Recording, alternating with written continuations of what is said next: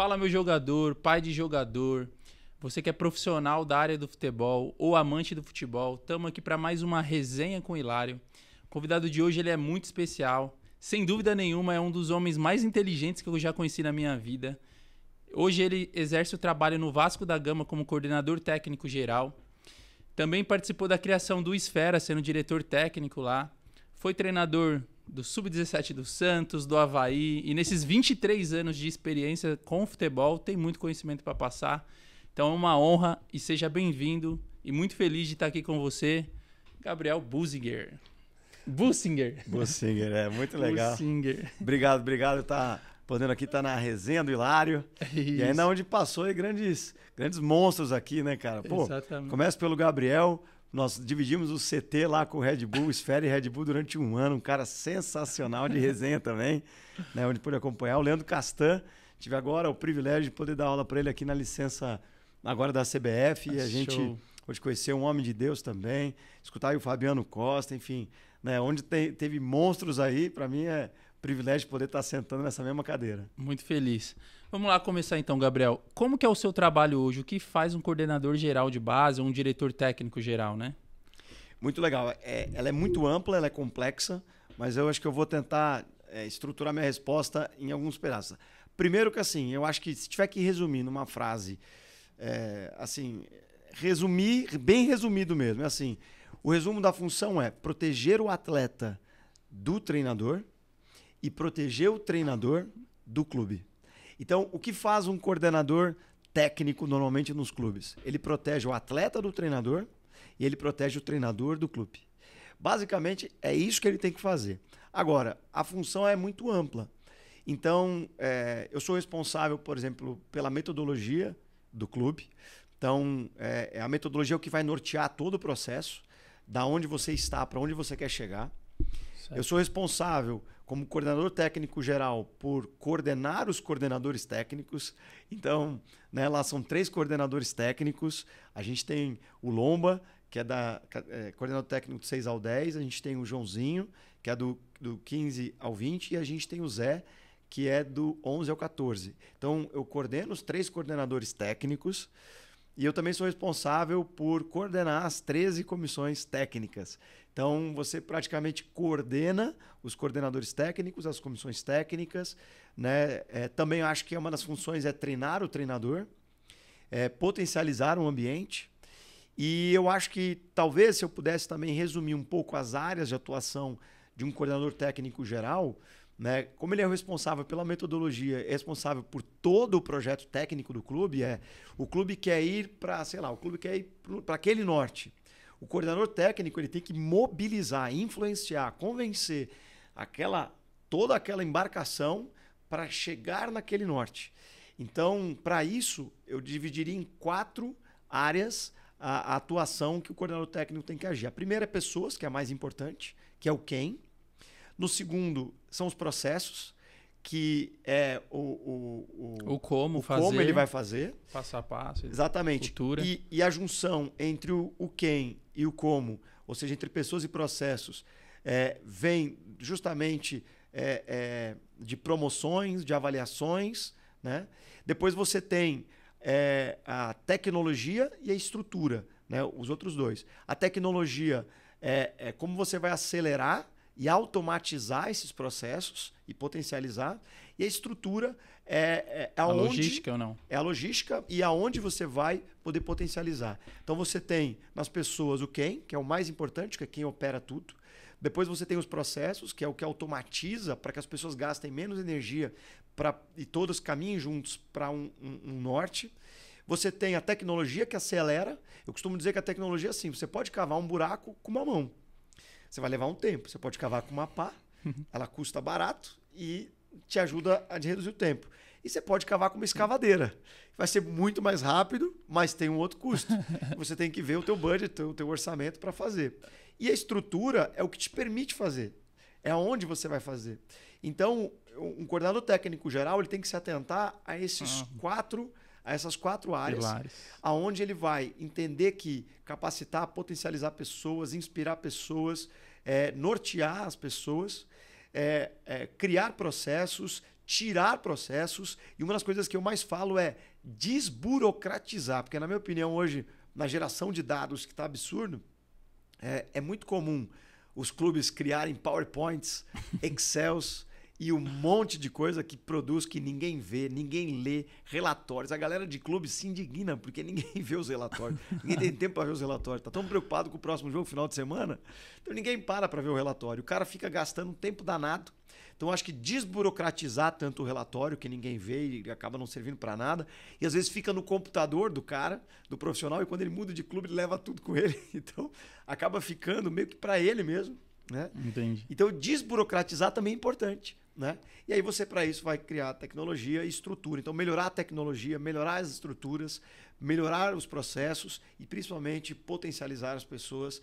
Eu diria que essas 4 áreas são fundamentais para que um coordenador técnico geral, um coordenador técnico, um coordenador metodológico, enfim, cada clube vai ter o seu, ele possa potencializar o clube, né, na sua área técnica. Profissionalização, né, dos projetos técnicos de um clube. Mais ou menos é isso que eu faço e que os coordenadores e diretores técnicos fazem.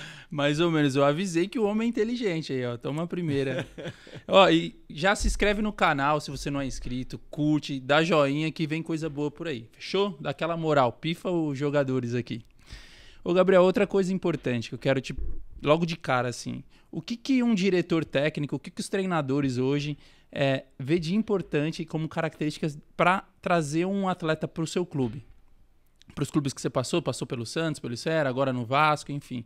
E no geral, você é professor da CBF Academy, da Conmebol e tudo mais, então você tem contato aí praticamente com treinadores de todo o Brasil e tudo mais. O que você vê, além da parte tática, técnica, enfim, eu queria saber essa parte comportamental, como que é? Profunda também a tua pergunta, é importante a gente debater sobre esse assunto, porque eu acho que tem uma miopia, uma distância grande entre aquilo que os pais e os atletas pensam e aquilo que o clube realmente pensa. Eu acho que, por a gente estar no Brasil, o principal quesito vai ser a relação com a bola. Então, a relação com a bola é o que vai determinar, praticamente, que esse atleta consiga alcançar maiores patamares. Então, se ele tiver uma relação com a bola extraordinária, ele vai alcançar a Big Five, que são as principais ligas da Europa, ele vai alcançar a seleção brasileira, ele vai alcançar. Agora, isso é suficiente? Não. E aí vem, para mim, o segundo mais determinante, que são as questões volitivas e mentais. Então, quando a gente estrutura todo o projeto técnico do Esfera, a gente coloca que a gente iria atrás, né, dos aspectos técnicos e dos aspectos mentais comportamentais. Então, eu acho que um clube ele consegue melhorar os aspectos físicos, ele consegue melhorar os aspectos táticos, ele consegue melhorar, de alguma certa forma, os aspectos técnicos, mas nem tanto quanto gostaria. Mas os aspectos mentais, para mim, é o que os clubes hoje mais se limitam a melhorar. Então, na hora de scoutear um jogador, eu quero o que mentalmente é o atleta mais forte. Que, para mim, nesses 23 anos de carreira, o que eu já errei, esse aqui vai chegar. E não chegava. Eu dizia assim, esse aqui não vai chegar nunca. E chegava. E eu fui percebendo cada vez mais que os aspectos mentais, volitivos, são mais determinantes quando eles são comparados e unificados com os aspectos técnicos. Então, eu acredito que é o seguinte, a minha perspectiva ela é sempre numa visão da complexidade, que o ser humano é um só, e essa unidade, nessa complexidade, ela é como essas áreas interagem entre si.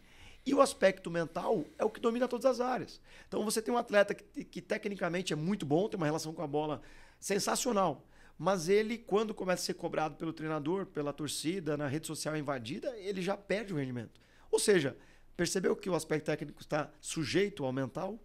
Ele tem um corpo atlético. A galera fala que o mental é o quarto pilar, então você discorda? Seria o primeiro pilar, então? Para mim, sem dúvida, sem dúvida. Aí você está fazendo a resposta de campo, Gabriel, mas eu gostaria de saber o extracampo. O quanto você acha importante o extracampo do atleta? Eu costumo falar para os meus atletas que eu faço acompanhamento que o extracampo é tão importante quanto o campo e jogar futebol hoje é um pré-requisito.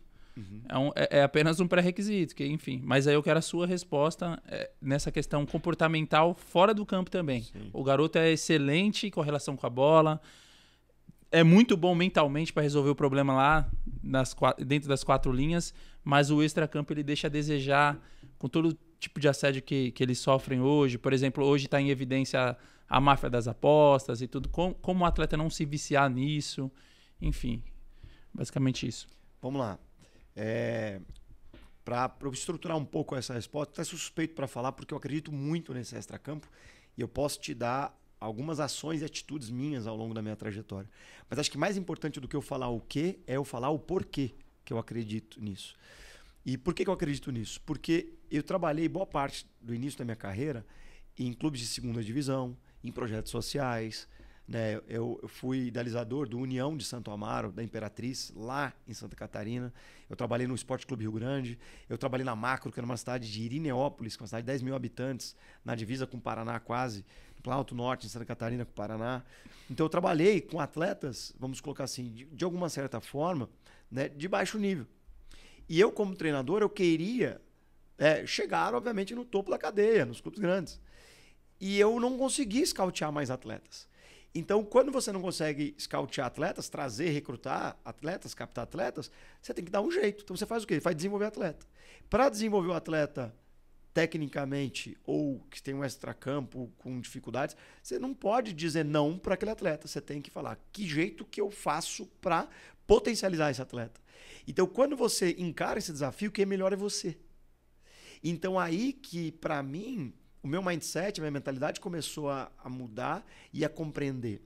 Então, para eu perceber que eu poderia pegar um projeto social e bater de frente com o Avaí, com o Figueirense, com o Criciúma, com o Chapecoense, como foi o caso que me levou até lá, eu precisava visitar a escola e conhecer a escola dos garotos e como os garotos são na escola. Eu precisava falar com os pais e fazer entrevista com os pais. Eu precisava entender os agentes. Eu precisava entender todo o que eu chamo, né, de ciclo social na vida de um atleta. Porque quando a gente fala do extracampo, eu estou entendendo que é a vida social do atleta. Porque um clube ele vai agir sobre a vida de um atleta cerca de 2 a 4 horas no máximo no dia. E as outras 20. Então, para mim, a inocência, quando o clube acha que ele vai conseguir formar um atleta trabalhando 3 horas no dia desse atleta. Então, foi quando eu me coloquei. Então, no Avaí, por exemplo, toda segunda-feira à noite, eu ia na escola ver os garotos, dialogar com diretores, com professores. No Avaí, por exemplo, eu dava aula de reforço escolar à noite para os garotos, dava aula de inglês para os garotos dentro da ressacada do estádio.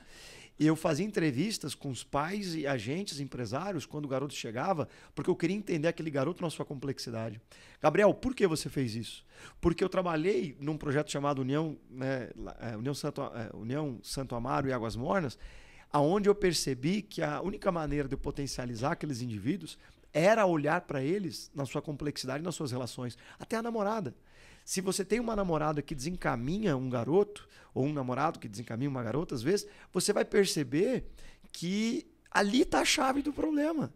Ou o contrário. Às vezes, é justamente um relacionamento que endireita. Que faz e o não garoto você, treinador. performar. Eu, por exemplo, tive uma vez, a tia do dog, que fica em frente à ressacada, foi que abrigou um atleta que me deu o gol do título da Brasileirinho, quando na época eu estava no Avaí. Se não é a tia do dog, aquele garoto tinha ido embora, entende? Então, a gente depende muito disso. Então, eu expliquei o porquê. Agora, trazendo um outro viés, para a gente perceber, eu acho que assim, as respostas que muitas vezes a gente procura para aprimorar e potencializar, desenvolver um atleta tecnicamente, ela está na sua abordagem do seu coração e da sua mente. A abordagem de desenvolvimento de um atleta muitas vezes está no agente, porque o agente tem uma certa influência. Sim. Hoje, isso muitas vezes é velado o que eu vou falar agora, mas muitos clubes, eu falo isso aqui, por quê? Porque é a realidade, muitos clubes hoje estão liberando atletas, não é por causa do atleta, é por causa do agente ou dos pais. Por quê? Porque como aquele agente ou aquele pai gera uma série de problemas para dentro do clube, é melhor não permanecer com o atleta. Por quê? Porque é aquele agente ou aqueles pais, mesmo na inocência, porque o agente às vezes sente a pressão de dar uma resposta para a família. Onde é que está a dor do agente? A dor do agente está o seguinte, a família pressiona, consegue um salário melhor, consegue ajuda de custo melhor. E às vezes não é porque ele quer mais dinheiro, é porque ele quer recebendo ajuda de custo maior que o seu colega de grupo, entende? É muito mais para autoestima. Então, ele se vê pressionado pela família para pressionar o clube para aumentar.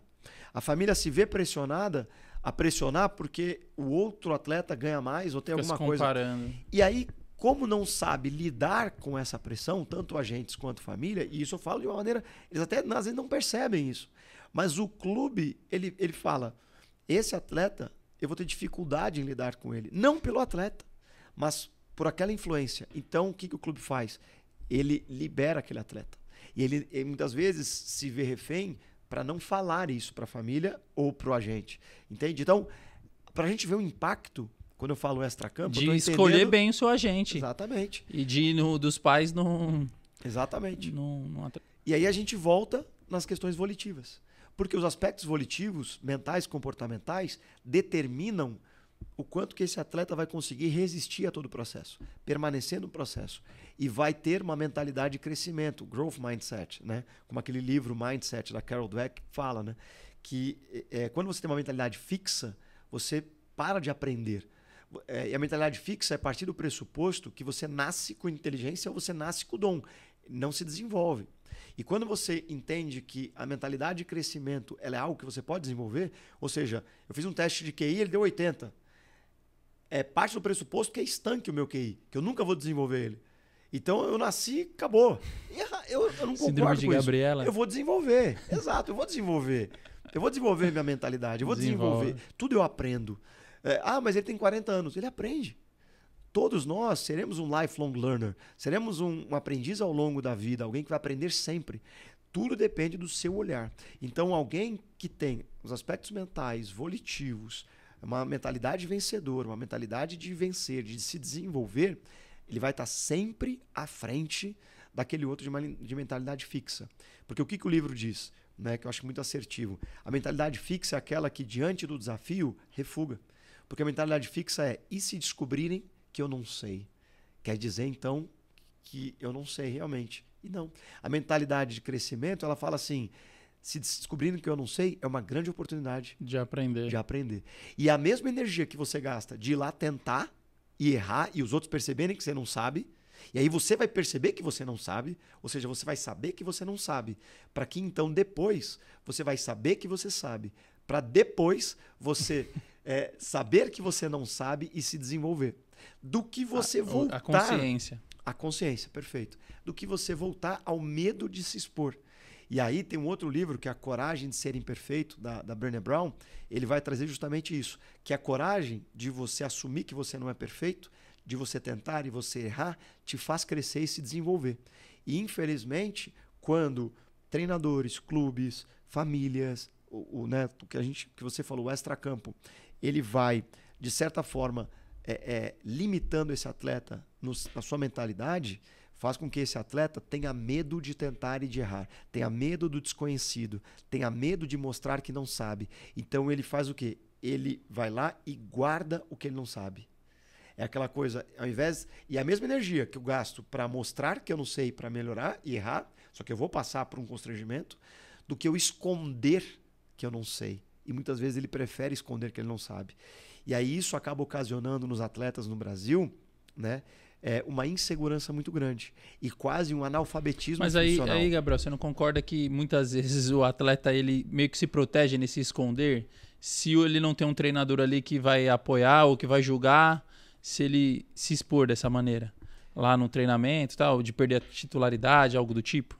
Perfeito. O atleta é a maior vítima nesse processo. Ele é a maior vítima do processo. O ecossistema trabalha para ele, mas ele é a maior vítima desse ecossistema, é o atleta. Por quê? Porque, como eu estava falando, ele vai beirar, se ele se esconder de tudo, como você trouxe, e eu acho que realmente isso acontece no Brasil, o analfabetismo funcional, que é o quê? Eu só sei jogar bola. Eu ia te falar exatamente isso. Quanto maior a relação com bola desse garoto, mais blindado negativo ele vai ser, porque ele resolve lá. Aí por isso que você vê excelentes jogadores, promessas, se envolvendo com coisas erradas, porque, mas ele resolve no final de semana, ele faz o gol, ele ganha. Ele dá a novidade, ele vira a noite, ele tá... Mas, ele vai resolver. O Gabriel é bonzinho, não tá resolvendo agora pra mim. Só que, a longo prazo, isso tem um preço, né? De não chegar. Perfeito. por que ele acaba sendo essa vítima e esse longo prazo ele vai acabar pagando? Tem uma frase que diz assim, um líder autoritário se cerca de pessoas falsas. Eu não sei o autor da frase, ela não é minha.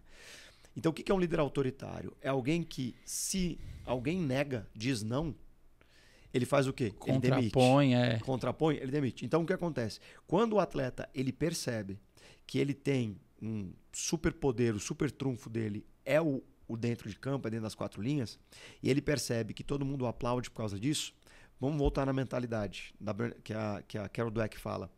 Quando você é elogiado pelo seu dom, isso significa que você não se esforçou para tê-lo. Você nasceu com ele. Então, não, mas desenvolveu, né? Desde os 6, 7 anos lá. Mas tem mais facilidade que os outros, vai. O que eu tô querendo colocar, eu acredito muito mais no desenvolvimento e não que é o dom. Mas ele, atleta, quando todo mundo começa a elogiar, ele é o pica, ele é o fera, porque esse aqui é o fera, joga categoria, todo mundo começa a elogiar, ele vai falar o quê? Eu sou bom, eu sou acima da média, eu resolvo, eu sou o melhor da sala, sou o melhor da escola, sou o melhor da rua, sou o melhor do clube, sou o melhor do estado, sou o melhor, cheguei na seleção, sou o melhor. Isso vai fazer com que todo o ecossistema endeuse esse atleta. E aí tá o perigo. Sim. Porque é aí que ele desenvolve mentalidade fixa. Porque ele vai achar o quê? Eu sou elogiado porque eu sou bom. Eu não sou elogiado porque eu me esforço. Eu sou elogiado por um talento que eu nasci na cabeça dele. Ele não entendeu que ele desenvolveu isso. Na cabeça dele, ele achou que ele nasceu com aquilo. Ô, Gabriel, você falando, me veio uma coisa que eu trabalho muito com os atletas, que é a pirâmide do ser, do fazer e do ter. O jogador, ele é bajulado pelo que ele faz. Só que ele é um ser humano também. Perfeito. O futebol é a profissão dele. É a profissão, como qualquer outra, beleza. Tem suas diferenças? Tem. Só que fora dali ele é um ser humano também. Por isso que a importância de se desenvolver. E aí ele acha que ele... Aí as pessoas valorizam ele pelo que ele tem. Ele chega num camarote, ele é VIP, ele pode fazer acontecer. Ninguém contrapõe, porque se contrapor vai perder a amizade, não vai sair na foto ali. Pelo que ele faz, que ele é talentoso. Mas se perguntar quem ele é, ele não sabe dos valores e princípios. Exatamente. Ele não sabe quem ele é. Ele não tem a identidade formada, né? Então, exatamente.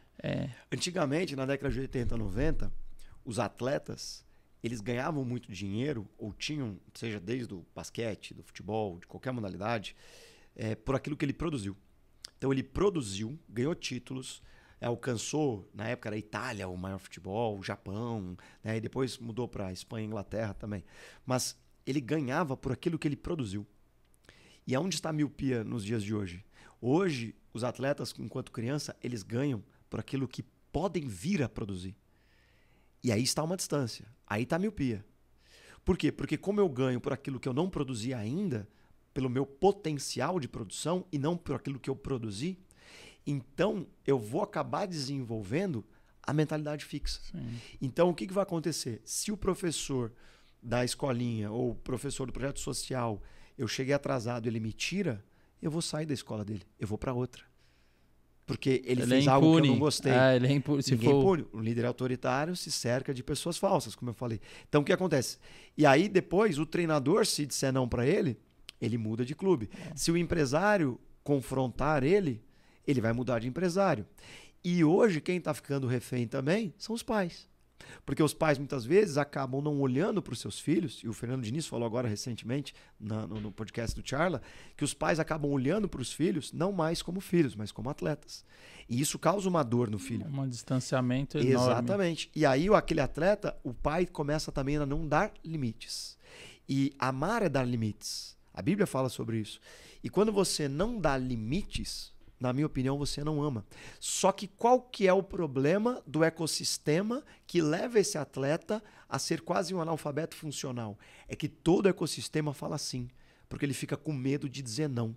Porque se eu disser não como amigo, ele não me convida mais para estar no churrasco, para estar com ele. Se eu disser não como uma namorada, uma mulher, ele talvez vai me trocar. Se eu disser não como pai, ele talvez agora vai morar sozinho, porque ele já ganha, lembra que eu falei do potencial?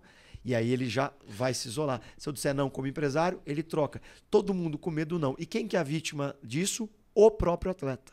Porque ele vai crescer sem limites, ele vai crescer sem não, por causa do futebol. E ele vai falar, todo mundo me adora por causa do meu futebol. O que eu vou fazer na minha vida? Só jogar futebol. Porque o dia que não render, não produzir, não fazer e não ter, quem que ele é? Exato. E aí ele não sabe a sua identidade. E quando ele vai se perceber disso? Quando ele tiver uns 25, 30 anos. Quando o dinheiro ele tiver, mas internamente as suas inseguranças e seus medos começarem a bater no seu coração. Ô Gabriel, você acredita que nos clubes está tendo uma mudança para esse caráter pessoal dos atletas? Ou você acredita que é tão... A pressão por resultado é tão grande que não é papel do clube conscientizar? Eu acho que é ou você acha que é a família? Eu acho que o papel do clube sim, mas eu acho que a gente hoje fala muito, ainda não faz. Mas é um caminho. Antes a gente não falava. Nem falava. Hoje a gente nem falava. É um caminho de evolução. Então eu começo não falando, não sou consciente. Depois eu falo, me torno consciente, mas não pratico. O próximo passo é praticar. Então eu acredito que vai praticar. Eu acho que cada um tem que saber o seu papel. O papel da família é educação. O papel da escola é escolarização. O papel do clube é formação desportiva. E o papel do agente é gestão de carreira. Então, cada um tem o seu papel de influência na vida daquele ser humano. Por isso que eu acredito que quanto mais dialogar, quanto mais eles dialogarem, e é uma visão mais holística, mais sistêmica na vida do ser humano, mais assertivo a gente é. Por isso que eu disse que eu acreditava que eu precisava, como treinador, visitar os espaços sociais e os agentes sociais da vida desse atleta, até mesmo namoradas, até mesmo amigos. Eu preciso saber da vida dele. Eu preciso influenciar esses agentes a pensar. Por isso que eu acho que a solução não é afastar pais. A solução não é afastar agentes. A solução é aproximar os pais e aproximar os agentes. Porque muitas vezes pais, agentes, namoradas, amigos, fora a questão do clube, todo esse mundo social desse atleta vai trabalhar na vida desse atleta. E eu preciso participar. E eu preciso conscientizar. Por isso que muitos que estão ouvindo aqui, pais, agentes e outros mais, estão se vendo em várias coisas que eu estou falando aqui, né? Porque falo com conhecimento de causa de alguém que pratica isso faz 23 anos sem parar e gosta de estudar sobre esse assunto. Então, você atleta que está me escutando, saiba, você é a maior vítima. E as pessoas têm medo de te falar não. Você atleta acaba sendo a maior vítima desse ecossistema, porque as pessoas têm medo de falar não para você. Porque talvez, se as pessoas falarem não para você, isso fere o seu ego. Se o treinador te colocar no banco de reserva, você tem vontade de sair daquele time. Você vai ligar para o teu empresário e vai dizer, me tira desse clube porque eu estou no banco de reserva. Mas como você faz para ter uma mentalidade vencedora? Você fala, eu vou ficar nesse clube e eu vou sair do banco de reserva e eu vou mostrar que eu consigo jogar. Mas por que ele não faz isso? Porque é mais fácil eu mudar de clube e botar a culpa no agente e reclamar pro meu pai. Aí os pais vão pressionar o agente para mudar de clube. E aí eu não enfrento. E também os pais não permitem, exatamente, não permitem a frustração dos seus filhos. Os agentes não permitem a frustração dos seus atletas. E o clube não sabe lidar com a frustração e oscilação dos seus atletas. Porque a mínima oscilação para baixo é guilhotina no pescoço por causa do que você falou. Porque o clube hoje é refém do resultado. Até mesmo na base. A gente fala muito que a base é para formar e o é. Porém, na prática não acontece. Não ganhou, não aproveita aquela safra ali de nascimento. Exatamente. Mas eu vou entrar talvez aí numa seara cada vez mais profunda. E eu posso falar do ciclo das dores, que é uma coisa muito prática da vida. Então, qual que é a dor do atleta? A dor do atleta é não render, porque no fundo ele tem medo de frustrar o pai e a mãe, frustrar o empresário, frustrar os amigos, porque no fundo todos gostam de mim e querem a minha companhia por aquilo que eu produzo no campo. Então ele tem medo de falhar. E esse medo de falhar ele guarda só com ele. E aí essa é a dor do atleta.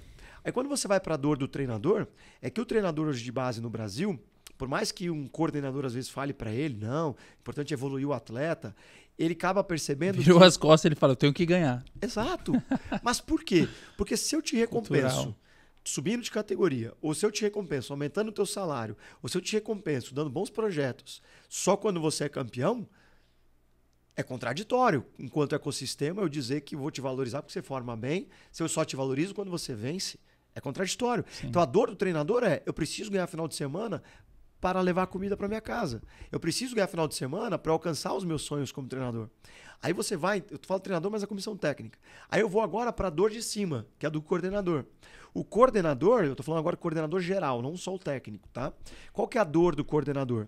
A dor do coordenador é a seguinte, e aí eu vou até para a cadeira mais de cima, que é o diretor executivo e o presidente dos clubes que hoje tem. Qual que é a dor? Você tem hoje no Brasil, na maioria dos clubes, situação e oposição. Então, vamos supor que assim, há um presidente numa situação. A oposição, mesmo que ela torça muito para esse mesmo clube, ela no fundo torce para perder. Por quê? Porque se perder, fazer pressão, eu vou tacar pedra na situação, enfraquecer a situação para que então eu consiga argumentos de pegar o poder. Então, se o clube perder é bom, se eu começar a botar fogo no parquinho é ótimo. Eu posso, daqui a pouco, pagar a torcida organizada, se eu sou oposição, para tacar pedra. Eu posso ajudar os blogueiros com informações escondidas e às vezes, até pagar blogueiros e algumas coisas para tacar pedra na situação. Eu vou inflamar a imprensa com informações para também botar fogo no parquinho, enfraquecer a situação, que é enfraquecida pela roleta russa resultado, que pode vir ou pode não vir. Aí o presidente tem a seguinte dor. Caramba, eu estou tomando pancadas de tudo que é lado. E aí, diante dessas pancadas que quem está naquela cadeira sente, ele não pode mais almoçar com a sua família fora, ir na praia, não pode mais passear no shopping, não pode mais nada, porque ele é hostilizado. E as redes sociais. Ele começa então a ter as suas filhas, seus filhos, suas esposas, começar a xingar ele o tempo todo para ele abandonar aquele cargo, porque está se tornando insustentável. Então, qual que é a dor dessa pessoa? Trocar o treinador. Por quê? Porque ele quer dar uma resposta. E aí que entra o treinador estrangeiro ou o treinador interino do Sub-20 que está chegando hoje. Por quê que ele Porque se ele trocar um treinador que já está no Brasil, a rede social vai ser inflamada de novo e porrada, a imprensa porrada. Porque todo treinador falha. Como ele já falhou em algum outro clube no Brasil, se ele vier para esse clube, o presidente toma uma porrada. Então é mais fácil eu contratar um estrangeiro que ninguém conhece, porque finalmente eu vou ter pelo menos 2 semanas de paz. Ou é mais fácil eu contratar o interino do 20, que, coitado, tá lá porque é do 20, está assumindo, então a torcida tem paciência. E aí essa é a dor do presidente. Como ele toma uma porrada do blogueiro, da torcida, da rede social, de todo mundo, ele joga essa porrada para cima do diretor executivo, que joga essa porrada em cima do coordenador. Por quê? Porque em cima para baixo. Exato, por isso que é efeito sistêmico. dominó. E aí, só para completar o raciocínio, desculpa me alongar, mas é para a gente perceber como é que funciona as dores, o ciclo das dores. Então o que acontece com o coordenador de base? E aí ele também é uma parte dessa engrenagem. O Sub-20 e o Sub-17 hoje estão na Sport TV jogando o Campeonato Brasileiro. Mesmo quem não joga, o YouTube ou está sendo televisionado na, sei lá, Cazé TV, qualquer coisa, na base hoje. Então o Sub-13 está sendo televisionado no YouTube em algum lugar. E aí o que acontece com a oposição? Ela vai aproveitar todas as brechas. Então se o seu Sub-13 perder um clássico de 3-0, 4-0, o que o blogueiro ou a pessoa da oposição vai fazer? Vai usar isso para dar pancada no presidente ou no diretor executivo. Que, coitado, nem sabe o que está acontecendo no Sub-13. Mas ele vai fazer o quê? O coordenador, que história é essa de perder no Sub-13? Então aí o coordenador toma uma pancada nas costas e sabe que o cargo dele está ameaçado por causa do resultado no Sub-11 e Sub-13. E isso vai se inflamando o ambiente por causa daquela dor política lá de cima, entre situação e oposição. E aí vai fazendo com que os clubes, então, comecem a tomar decisões não profissionais, mas amadoras. Eles começam a gastar mais do que podem. Então, por exemplo, se eu enxugar minha folha e perder, eu tomo porrada. Mas se eu gastar de forma irresponsável e ganhar, eu sou elogiado. E a conta sai para o próximo. E aí os clubes começam num ciclo vicioso de quebra, e os clubes começam a tomar decisões cada vez mais amadoras. Eu contrato alguém para dar uma satisfação para alguém, eu não contrato alguém porque é melhor profissional. A meritocracia passa a deixar de existir. Então, você está falando, político... tá vindo um time aqui da capital paulista aqui. Não, você vai colocar todos no Brasil, porque essa é a realidade no Brasil. Eu não estou falando de um, tá? Eu estou falando do ecossistema. E aí, onde é que a gente vai bater? A gente vai bater no coordenador que pressiona o treinador, que pressiona o jogador. E o jogador é o último da cadeia que mais sofre. Então esse ciclo das dores faz com que hoje a categoria de base não tenha mais paciência de desenvolver o ser humano, o indivíduo. A mínima oscilação é guilhotina. Porque também ninguém está se vendo mais muito tempo nas suas cadeiras. O presidente sabe que são 3 anos e para manter ele precisa vencer. O diretor executivo já não pensa muito de longo prazo, porque ele sabe que ele depende do resultado. Ele precisa comprar tempo com vitória. Esse é o treinador do profissional, esse é o coordenador da base, esse é o treinador de base. E o atleta, que é quem vai ficar toda a cadeia, ele mais aprende a sobreviver do que se desenvolver. Ele se desenvolve sobrevivendo? Claro, mas ele sai ferido. E essas feridas vão acumulando ao longo do processo. E aí, hilários, né, como você, vão atender muitos atletas com essas dores, porque eles só vão poder se abrir com vocês. Exatamente. Ô, Gabriel, aproveitando, são 2 anos como gestor, né? E 3 anos como gestor e 21 anos como treinador, é isso? Mais ou menos isso. Então, eu sempre observei isso da sua parte pedagógica, né? Acho que você nem lembra disso. 2012 a gente estava fazendo aquela pós em futebol, futsal, iniciação esportiva e tudo mais. E sempre tinha um cara lá de Santa Catarina que levantava a mão para fazer as contribuições. Eu mesmo. Aí eu falava, cara, que cara inteligente, meu irmão. Mas, assim, aquela pós foi um divisor de águas na minha vida, na questão de novas tendências, tecnicista, essa parte de psicologia esportiva eu sempre foi aflorada em mim, de tirar o melhor do atleta, o meu objetivo era ser um técnico que não falasse palavrão, enfim, e vivi isso. Só que, na época, era uma utopia falar isso na formação. Beleza, ele não xinga, mas não ganha. Eu fiquei 3 anos assim, eu fiquei 3 anos com o projeto. O máximo que eu consegui era empate. Demorou 4 anos para ganhar e depois alavancou, ganhei muitos títulos e não mudei a minha essência e tudo mais. Então, nesses 23 anos da sua experiência no esporte, qual é o seu melhor conselho para um treinador de futebol, desde a iniciação lá de clubes grandes, do 11 ao 20, a um projeto social mesmo, que geralmente é dali que são os braços de captação dos clubes grandes? Qual que é o seu melhor conselho? Resume aí seus 21 anos de treinador. Vamos lá. Eu acho que a prática, como 21 anos de treinador, me ajuda, mas principalmente o Coach Education, que eu estudei muito no mestrado, também me ajudou. Que vou separar em 2 a resposta. A primeira delas a essência do treinador, a palavra coaching, é quem conduz. Então a essência da função e missão do treinador é desenvolver o indivíduo através da prática esportiva. Se ele entender essa essência, ele será um grande treinador. Se ele se preocupar com o resultado, ele será um treinador limitado. E aqui eu não estou dizendo para ele não ganhar. Se ele desenvolver os indivíduos, ele vai ganhar. Ele vai ganhar. Agora, se ele só se preocupar em ganhar, ele até pode ganhar em curto prazo, mas em médio e longo prazo, talvez ele vá sucumbir. Então, o primeiro grande conselho que eu diria aos treinadores é: se você focar no desenvolvimento dos seus atletas, da sua comissão técnica, do ambiente onde você está, não te preocupe em chegar em time grande. Não te preocupa em ser vencedor e chegar no profissional. Isso vai acontecer ao natural, de maneira sintomática, porque é isso que o mercado está urgindo treinadores com esse perfil. E o segundo ponto há 3 áreas que o treinador precisa desenvolver: competências profissionais, que são as competências técnicas, as hard skills, e as competências socioemocionais, interpessoais, de autoconhecimento, capacidades reflexivas, que são as soft skills. Gestão de pessoas. Então, as competências profissionais, interpessoais e intrapessoais. Qual conselho eu poderia dar para o treinador? A maioria só desenvolve a hard skill e esquece da outra. Exatamente. Mas as pesquisas mostram que são as outras que vão determinar o nível de quanto mais alto esse treinador vai chegar.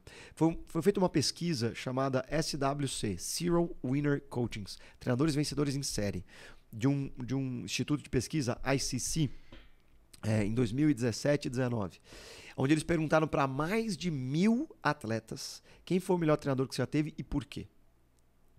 E 80% das respostas, cerca de 80% das respostas, diziam de competências interpessoais e intrapessoais, e não profissionais. A maioria dizia: ele era um pai para mim. Não tecnicamente falando. Ele me conhecia, ele sabia me fazer render, ele sabia me colocar para cima. Olhar no meu olho. Ele sabia, ou seja, falava muito mais sobre as competências que aquele treinador ganhou o coração e ganhou a mente do atleta, mais do que ensinou ele taticamente ou ensinou uma metodologia de treino para aquele atleta. Mas se ele também não tiver as competências técnicas, ele também não será um grande treinador. Esquece. Então eu não estou dizendo que um anula o outro. Eu estou dizendo que é o seguinte: é um tripé: competências profissionais, interpessoais e intrapessoais. Se ele só se desenvolver em 2 pés e o outro não, ele vai ficar manco. Ô Gabriel, eu lembro que na faculdade tinha até falava assim, pô, você quer educar, vai fazer licenciatura, que é bacharelado, meu, que é alto rendimento. Alto rendimento é assim mesmo e tudo mais. E nessa mentalidade, pô, eu fui treinador 8 anos também. O que eu vi de atrocidade nas quadras e campos, que o treinador ali age como um torcedor, ou enfim, ou em busca do resultado, ele tá pouco se importando com a parte de pedagogia da autonomia, a parte de licenciatura, a parte de formar cidadãos, enfim. E eu vejo isso que é muito presente, né? São pouquíssimos, a porcentagem é 2% que vão chegar no mais alto nível do futebol? 1%. 1%. Eu tenho essa clareza comigo. Eu tive mais de 1.500 atletas. Desses 1.500, 60 performaram nas bases. Tem alguns, 7, 8 que estão no profissional e se estabelecendo, outros viajando o mundo no futsal e tudo mais. Mas o meu maior troféu, Gabriel, foi na última célula, tava um atleta lá, 19 anos. Ele foi meu atleta com 8 anos. Sensacional. Com 8 anos. Que legal. Aí eu falei, ô Raulzão, você já viu falar algum palavrão perto de vocês? Tal, que não sei o quê. Aí ele falou, já. Eu quase caí pra trás. Falei, como assim, pô? Pô, caiu minha máscara aqui. Ele, não, foi pra alguma criança maltratando ele, não. Com o treinador, alguma vez ou outra, eu vi. Ou com o árbitro, né? Não sei o quê, xinga algum. Enfim. Mas meu maior troféu, Gabriel, nesses anos todos, legal, com certeza absoluta, é olhar pra trás. Ganhamos muitos jogos depois também, muitos títulos, mas é saber que eu nunca maltratei uma criança. Legal. Sempre tentei tirar o... Então, é importante falar para os treinadores também, ter esse caráter mais educacional, mais pedagógico também, porque quem vai chegar foi exatamente como o Gabriel falou aqui. Às vezes a gente acha que aquele cara, com certeza absoluta, é o novo Messi, é o novo Neymar, e ele não performa tanto. Outro garoto que estava ali, tímido, do lado, tá na Europa. Então, quem tem o controle, na minha crença, é Deus lá em cima. Você faz tudo, você faz um bom trabalho em todas as esferas. Mas quem decide, quem dá a última palavra é Deus lá. E enfim. Então, se eu pudesse dar um conselho para um treinador, tem esse caráter educacional mais humano com os atletas. Fechou, Gabriel? Exato, porque afinal, como diz o Manuel Sérgio, né? Não há chute a quem chuta. Não há cabeceio a quem cabeceie, né? Nós até estávamos falando até pro seu sobrinho, né? Daquela frase Leonardo, em inglês, Léo, do Léo. Né, Léo? Olha só a frase que nós falamos aqui. É uma frase que eu aprendi agora no curso que eu, ano passado, fui trazer para a Austrália, trocando uma ideia com um treinador da FIFA em inglês. Ele diz assim, they don't care how much you know until they know how much you care. Que quer dizer, né? Falando sobre as crianças em relação aos treinadores que você falou agora. Eles não se importam quanto você sabe, até eles saberem o quanto você se importa com eles. Então, quer extrair o melhor do seu atleta? Você precisa transparecer para ele que você se importa com eles. Um ser humano. Exatamente. E isso não significa ser bonzinho. Cobrança faz parte do alto rendimento. Mas cobrar com respeito é se importar. E não cobrar é não se importar. É ser indiferente, né? Sensacional. Ô, Gabriel, qual foi o momento de mais dificuldade assim? Você já pensou em desistir? Eu sei que não é fácil essa vida de treinador. Qual foi o momento mais desafiador da sua carreira? Assim, em algum momento você não achou que não ia dar, pensou em desistir, pensou em trocar de área? Sem dúvida, o início. O início foi difícil. Passar a arrebentação, eu chamo de passar a arrebentação. Que o surfista no começo não é ficar de pé o mais difícil. É você remar, a onda vir contra você, você tem que aprender a dar o joelhinho embaixo da onda, e aí você vai lá para trás, e você cansa. E você fala, não vou conseguir passar essa arrebentação. Quando você passa, que aí para de vir onda, você fala, agora eu vou ficar aqui uma meia hora. Então, o início para passar a arrebentação foi difícil. E sim, eu achei várias vezes... E quantos anos duraram essa passagem de arrebentação? A minha carreira começa em 2002, e eu diria que a minha arrebentação começa a passar em 2012, mais ou menos, 10 anos. 10 anos eu tive muitas dúvidas, assim, né? Mas eu acho que eu corri muito errado, como a gente diz na gíria, né? E aí, para mim, acho que faltou um mentor. Por isso que hoje eu dou mentoria para treinadores. Porque, para mim, faltou mentores. Faltou pessoas que me ajudassem a compreender aquilo que eu estava vivendo e os meus erros. Porque eu fiz muito. E fiz muito erros também com os meus atletas. né? No início da Ô, carreira. Gabriel, só te cortando um pouquinho aqui. Você me falando vai vindo as coisas, né? Sobre 10 anos de processo, sobre se espelhar em outras pessoas. E é palpável o tanto que você buscou de conhecimento, o Sim. tanto que você foi... que você buscou mesmo. Teve diligência, né? Faz tudo com excelência, buscou e tudo mais. E isso para transferir para os atletas também, que nada vem fácil, né? Sim. E para o Gabriel, para qualquer atleta, eu não conheço pelo menos nenhum atleta que fez mentoria comigo que não passou por um momento difícil de lesão, Sim. de dispensa de clube e tudo mais. Então, Olha, após que eu fiz em gestão de pessoas, tudo, foi também um divisor de águas na minha vida. Porque ali, quando eu fui fazer uma matéria que chamava sobre liderança, a primeira aula, perguntei para a professora Esther, falei assim, por que a primeira aula de liderança é sobre autoconhecimento? E aí ela falou assim, porque se você não se autoconhecer, você não pode liderar. Eu não entendia. Depois eu passei a realmente estudar cada vez mais e me conhecer cada vez mais. E ali eu posso dizer que foi um divisor de águas. Porque o início da minha carreira, eu tive muita dificuldade, porque eu tomava sempre muita pedrada por ser quem eu sou. Ser disruptivo, ser inovador, ser um cara que levanta a mão e fala. Porque exatamente o que você falou da pós, esse sou eu. Eu sempre fui quem levantou a mão e falou. Então eu sempre tomei pancada em tudo. Só que no começo da minha vida, né, eu não sabia lidar com aquilo.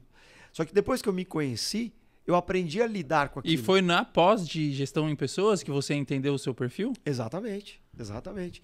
Então aí eu começo a entender quem eu sou.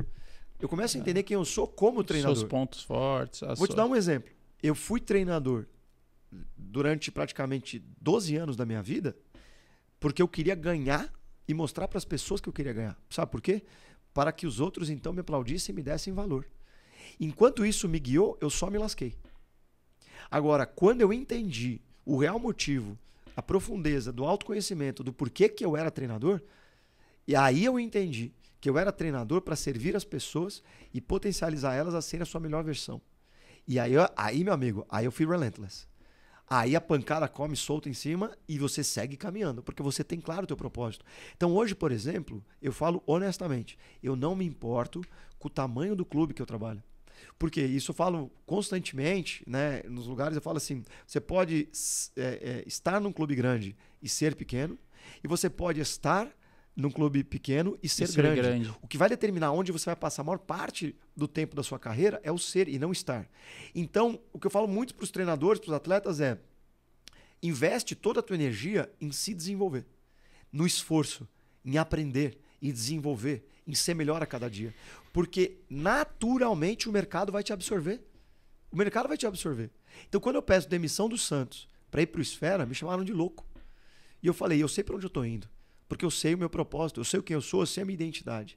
E eu sei as crenças, princípios, valores, a minha filosofia que me guia. E essa clareza veio na pós? Começou na pós-gestão de pessoas. E é potencializado no meu mestrado. Caraca. Tanto é que assim, ó, um dos maiores títulos que eu carrego na minha carreira não é o caneco. É porque eu fui duramente criticado pelos meus atletas, no profissional, lá na Segundona Gaúcha, na base, em Santa Catarina, porque eu era uma pessoa que não era carismática, porque as pessoas não corriam por mim, porque eu tinha dificuldade de lidar, porque eu não sabia cobrar, e assim era o meu problema. Eu tinha inseguranças que eu não sabia lidar com elas. Até então, quando eu começo a trabalhar assim, eu começo a me perceber melhorando e mudando.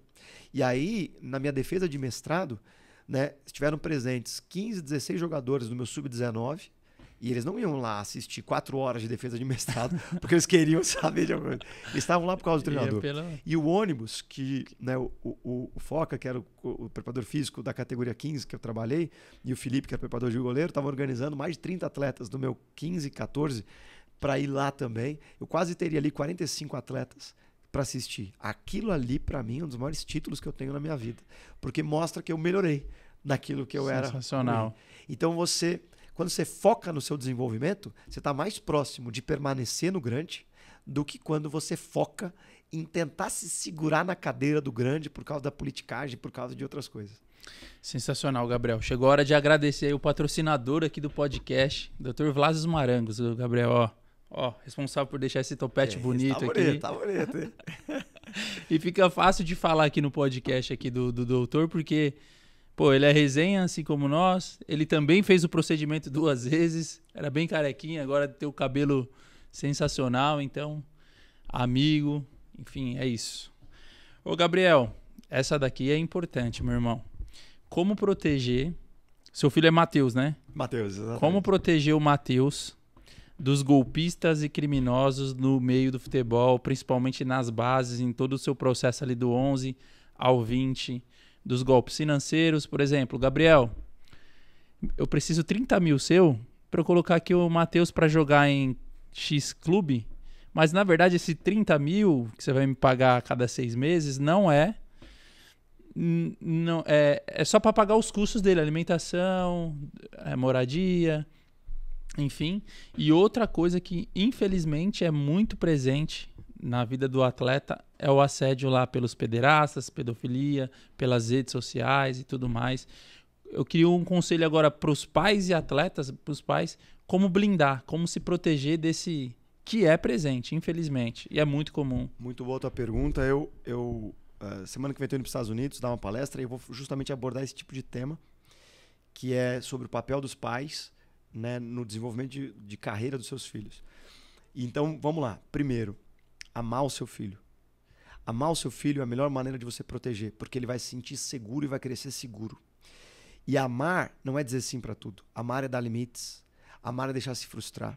Amar é deixar... Por exemplo, eu falo que é a diferença do forno e da tomada. O Matheus, se ele chegar perto do forno, eu vou dizer, não coloca a mão, você vai se queimar, filho. E aí ele vai, obviamente pela idade dele, agora tá para praticamente fazer 2 anos, então ele vai testar. E eu deixo ele queimar a mão. Quando ele queima, ele chora, eu abraço. Viu? Porque o papai não queria que você se queimasse. Por isso. Porque se eu não deixar ele se queimar, ele não vai entender que eu falei por amor. E ele não vai ter dor. E a dor é pedagógica nesse sentido. Agora, se ele for botar o dedo na tomada, eu não deixo. Porque aí ele morre. Aí eu tiro da tomada. Então esse é o limite para mim.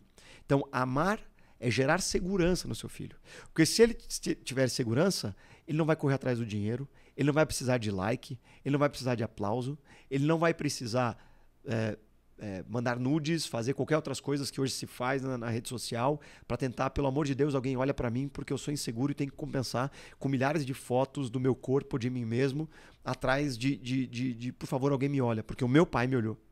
Porque o meu pai cresceu comigo, porque o meu pai brincou comigo, porque o meu pai conviveu comigo, porque o meu pai me deu limites, porque o meu pai brincou comigo, mas meu pai me deu bronca, me deixou de castigo e me amou. Então, primeiro, amor.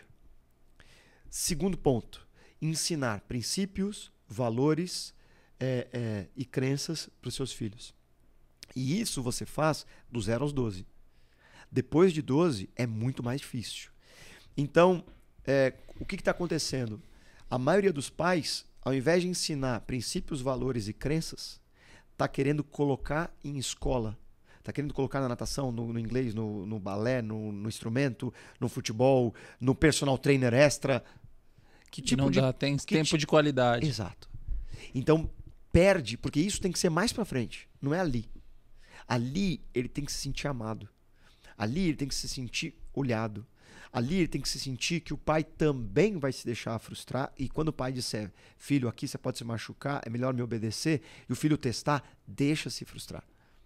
Então, se eu transmitir valores, princípios e crenças para ele, a partir dos 12, o que vai começar a acontecer no futebol? Ele vai criar asa. Sim, 14 aí, já loja, 14 geralmente. Você já loja, né? E hoje, infelizmente, a gente tem a prática da mãe do aluguel, que você sabe que é muito comum. Né? Tem, que é tem ilegal, garoto que vem mas do Maran, tem. Exato. Então, ou seja, eu tenho que saber que criar filhos não é criar filhos para mim, é criar filhos para o mundo. E se eu quiser que o meu filho vença aquele mundo caótico, mundo VUCA, mundo bunny, como a gente diz, que é caótico, que é complexo, que é não linear, que é louco, eu preciso criar nele segurança, confiança nele, pelo amor que eu dei a ele, por ele saber quem ele é, por ele saber que eu amo ele, independente de se ele fizer gol ou não, independente se ele jogar bem ou não, ele sabe que eu amo ele. E ele sabe que eu falei as coisas que eu falei para ele, disse não quando tem que dizer, deixei queimar o dedo no forno, porque eu amo meu filho, porque eu amo minha filha. Então, isso é importante, essa transmissão. E depois é transmitir os valores. Só que eu não transmito valores, e aí está a grande dica. Eu não transmito valores, princípios e crenças falando. Eu transmito valores, princípios e crenças vivendo ao lado dele. Mas agora eu te pergunto, como nós vamos transmitir valores, princípios e crenças com essas crianças na cara do celular? Então vou te dar um exemplo de algumas coisas práticas que a gente faz em casa, eu e minha esposa. O celular é proibido na mesa. O celular é proibido no quarto. E eu, quando chego em casa, o meu celular fica jogado. E eu não pego no celular. Os meus filhos não me veem com o celular na mão. Eu levo eles no brinquedo, eu levo eles na quadra, eu levo eles na areia, eu levo eles na praia, junto com a minha esposa, eu levo eles para comer e eu não pego no celular. Por quê? Porque eles vão olhar e falar, papai não pega no celular. Ele me olha, ele está comigo. É difícil? Claro que é. Eu recebo de 150 a 200 WhatsApps por dia na função como coordenador. E em algum momento eu vou ter que responder isso. E isso é difícil. Mas é o seguinte, eu não negocio. Eu chego em casa cansado, mas as 2 horas, quando eu chego em casa, são dos meus filhos. Eu não negocio. Isso é caro para mim, porque isso é o maior valor. E a Gabi hoje tem 4, o Matheus hoje tem 1, vai fazer 2. Eu quero ter mais. A gente quer ter o terceiro. E eu digo para você, até os 12 anos, quem vai cuidar dos meus filhos memórias, sou eu. E aí vou te dar positivas. mais um exemplo. A Gabi já está chegando próximo de uma idade onde eu vou ter essa conversa com ela. E o Teteu, que é o Matheus, mais para frente. Né? E um dia, filho, filha, vocês talvez vão ver essa entrevista, né? Esse podcast. E eu vou conversar com eles, eu vou dizer assim, a minha filha hoje, lá no Rio, ela tá com muitas amigas, né? Lá onde a gente mora. E ela ama essas amigas. E um dia eu vou dizer para ela, você vai sair da escola, você vai sair do condomínio, você vai sair de onde a gente está vivendo e você vai viajar com o papai e com a mamãe para outra cidade. Mas eu não quero, eu gosto daqui. Entende uma coisa? E eu vou fazer isso como? Eu vou levar ela para jantar junto. Só eu e ela. Ela tendo 6 anos de idade e eu adulto. E eu vou sentar com ela. Filha, vem cá, hoje você vai jantar com o papai. O papai vai sentar com você, vai trazer você para jantar e vai dizer assim, filha, o papai ama tanto você que até os seus 14, 15 anos eu não vou abrir mão de crescer com você. Eu não vou abrir mão de estar com você. Portanto, o trabalho do papai demanda a gente mudar de cidade. E o trabalho do papai vai ser duro com você, porque você vai viver a sua infância mudando de cidade. Quando você agarrar amizade, você vai ter que desfazer. Isso vai ser duro para ti, mas é essa a nossa vida. E essa vai ser a sua vida, você vai ter que encarar isso. Vai ser difícil, mas o papai vai estar com você. Quando você precisa chorar, aqui tem colo. Quando você precisa botar a mão e queimar, aqui está o papai. Ainda que o papai diga as coisas para você não fazer. E eu vou abraçar ela. E ela vai chorar naquele dia. E ela vai sofrer. Mas eu preciso ser homem, eu preciso ser pai, eu preciso ser marido, para que quando eu chego do meu trabalho, eu não deite na Netflix e assista. Eu não fique rolando feed na minha casa. E eu não fique indo brincar com os meus amigos. Porque lá dentro eu tenho uma missão maior do que é ser treinador ou coordenador. Que é ser pai e que é ser marido. Então as pessoas, por exemplo, elas falam que o valor maior que elas têm é a família, mas elas não praticam isso. São congruentes no exatamente, dia a dia. Exato, porque quando você vai pegar o capital tempo e o capital dinheiro, porque são 3 capitais, tempo, dinheiro e conhecimento. Quando você pega o capital tempo e dinheiro, não é ali que elas estão investindo, nos filhos, ou na esposa ou no marido. Elas estão investindo muito mais na sua carreira. Então o que vai acontecer em algum momento? Você vai subir de carreira, mas vai perder os seus filhos. Quando você assiste documentário do Bob Robinson, documentário do Alex Ferguson, documentário dos grandes ícones, e até recentemente do Dorival Júnior falando do que ele se arrepende, é porque, e esses todos falam, me arrependo de ter passado mais tempo com meus filhos e com a minha esposa. Eu falo, eu que estou nessa trajetória, nesse enjoy the journey, curtindo essa jornada, não vou fazer isso? Não. E a Bíblia me sabedoria já Exato. De aprender com o erro do outro. E a Bíblia me traz isso. As minhas crenças são pautadas na Bíblia. Não que todos tenham que ter. Cada um vai ter as suas crenças. Mas a transmissão para o meu filho não vem com eu falar para ele. Vem com eu viver. Então, como é que eu vou ensinar meu filho a orar? Se eu orar. Como é que eu vou ensinar meu filho a ler a Bíblia? Se eu ler a Bíblia. Como é que eu vou ensinar o meu filho que eu amo ele? Se eu viver com ele, amar ele, dar limites a ele, dizer não para ele, mas abraçar ele quando ele ralar o joelho. Estar junto dele, caminhar com ele. E isso é até os 12. Porque como diz o Piaget, né, que fala sobre criação de filhos, são 12 verões. Porque no 13º verão, a Gabi, o Matheus, e se Deus quiser, né, meu próximo filho ou filha, eles vão dizer, papai, eu não quero passar o Natal ou Ano Novo com você. Eu quero estar com meus amigos. E aí eu vou chorar, porque é o tempo do desmame. Então, eu vou curtir ao máximo esses 12 anos que eu tenho para transmitir. E é dessa maneira que eu vou proteger eles do empresário, das propostas ruins. Do empresário do que vem pela não, frente. do criminoso, né, Gabriel? Desculpa, você me corrigiu bem, perdão. É. Eu digo assim, do criminoso, perdão, me perdoa, agentes, empresários, porque tem muitos bons, me perdoa, Tem muitos eu errei. bons. Como eu vou proteger eles das falsas propostas, das mentiras e de muitas coisas. Porque eu vou transmitir amor, porque eu vou transmitir valores, princípios e crenças, e vou conviver com ele, e vou estar com ele naquele momento. Para que quando ele cria asa, ele tenha isso Gabriel, fortalecido. conversando com muitos atletas, eu até uso uma passagem bíblica, né? Efésios 4:27 fala assim, ó, não dê oportunidade pro diabo, não dê espaço pro diabo. Você nem tem que trocar ideia com um cara desse, para começar. O cara veio com conversa, geralmente, até uma mãe na copinha veio conversar comigo. Tem um cara até que é famoso aqui em São Paulo. Ele vai onde não vai nos garotos de clube grande, vai naquele que tá em projeto, que já foi clube grande, ele tá meio largado, que não sei o quê. Enfim. Mas, é muito fácil de saber. Você não tem que nem conversar com esse cara, nem responder no direct, nem, enfim. Né? Sou empresário, vou te levar, deixa eu ver como tá o seu físico, aquele, sabe? Aí a mãe falou, Manuel, fulano de tal. Eu falei, beleza. Então vamos pros meios legais. Precisa ter a vítima, precisa ter as provas, os prints, as coisas, e precisa ter o acusado. Tem uma delegacia aqui em São Paulo, DHPP, delegacia especializada, humanizada nisso, em crimes de pedofilia, etc. E até tem um departamento dos crimes virtuais, né? Só que precisa dar queixa, ir lá para a polícia fazer o trabalho dela, investigativa, colocar o cara na cadeia e tudo mais. E aí, nesse momento, a pessoa não quer ir para frente, Gabriel. Não, melhor não mexer com isso. Então faz o seguinte, não dê espaço pro diabo, não tem nem que trocar ideia com o cara, porque eu não tenho o que fazer.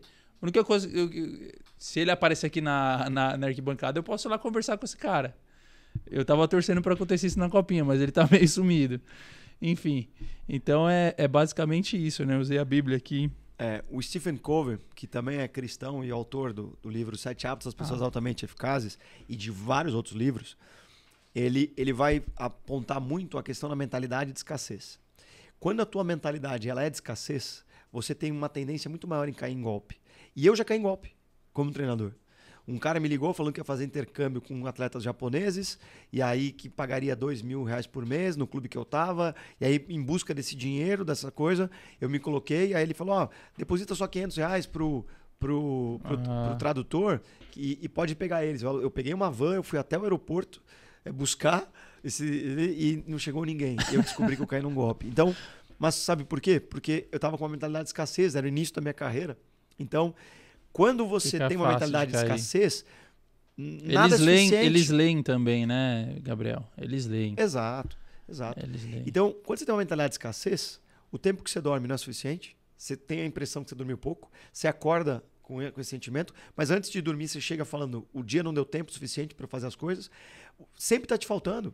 Te falta dinheiro, te falta tempo, te falta isso, te falta aquilo. Então, o que você faz? Você tenta compensar a escassez que você tem dentro de você com algumas situações fora.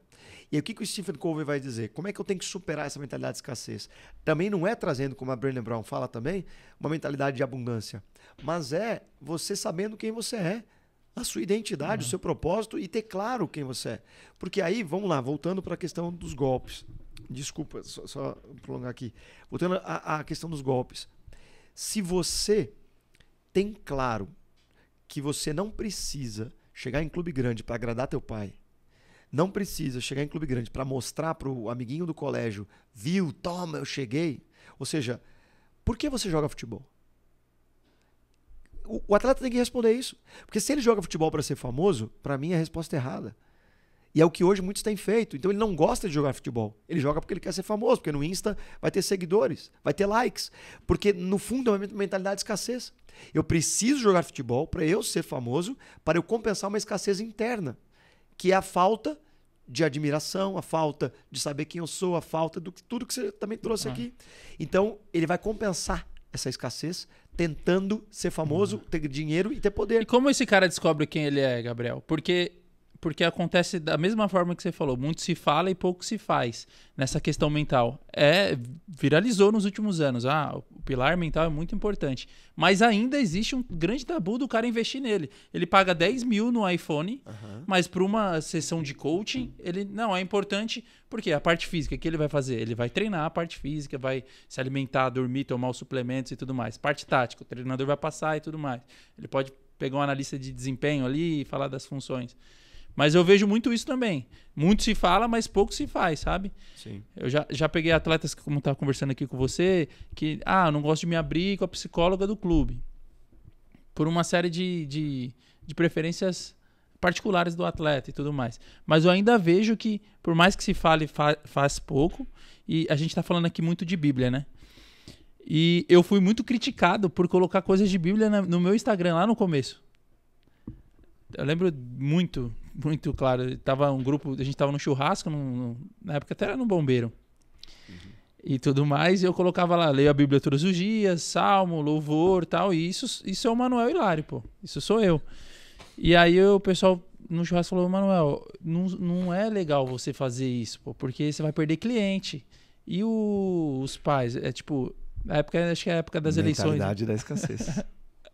Na época das eleições. É igual o Lula e Bolsonaro, você não pode se posicionar politicamente, tá? Mesma coisa e tal. Eu falei, meu irmão, se o pai ou o atleta não querer fechar comigo porque eu leio a Bíblia todos os dias e sou cristão e vou no culto todo domingo e tudo mais, então que ele procure outro. Eu nunca vou discriminar. Então ele já tá me discriminar a religião de ninguém, se ele é católico, se ele é de raiz africana e tal, mas eu não vou deixar de me posicionar.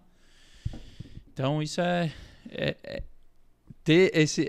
e aí eu fico pensando assim, como o atleta se descobrir se ele não buscar, se ele não criar na mente dele a mentalidade de investir nele. Quantas postas que fez, Gabriel? 3, não para de se desenvolver, não para de fazer curso, enfim. Sim. E respondendo a tua pergunta, como fazer para que ele possa se autoconhecer ou que possa descobrir para mim? Primeiro, investir no autoconhecimento, saber quais são as crenças, princípios, valores, filosofia que me guia e norteia a minha prática. Tem que ter isso claro na sua vida. Tem que ter muito claro. Porque E aí, pra independente do resultado, ele vai se sentir firme. Exatamente. Independente se está com 1 isso milhão aí. de seguidores, É isso independente aí. se está... Exatamente. E qual é o centro da sua vida? Aonde a tua vida está centrada? E aí é justamente, de novo, volta ao Stephen Covey, que é aí que você começa a combater a mentalidade de escassez. Porque quando você sabe qual é o centro da sua vida, exemplo, por que não faz sentido para um atleta investir 10 mil em sessões de coaching e de desenvolvimento pessoal ou autoconhecimento e ele investe 10 mil no iPhone? Porque quem é o centro dele? O aplauso dos outros. o ter. É o outro. o ter. Eu preciso ter mostrar. por causa do outro. Ou seja, eu preciso mostrar para o outro. Então, como o centro dele é o que o outro pensa dele, esse é o centro dele, é o que o outro pensa dele, eu preciso ter para melhorar a admiração dos outros para mim. Então o iPhone é mais caro do que o meu desenvolvimento. Vamos voltar também para o treinador? E vamos voltar para mim, que foi isso que também me assolou no início da minha carreira. Eu precisava ser campeão para então o meu final de semana ser melhor. Para então eu me sentir melhor. Então enquanto o título determinou o meu me sentir, minha autoestima, a minha autoestima estava atrelada aonde? Ao título.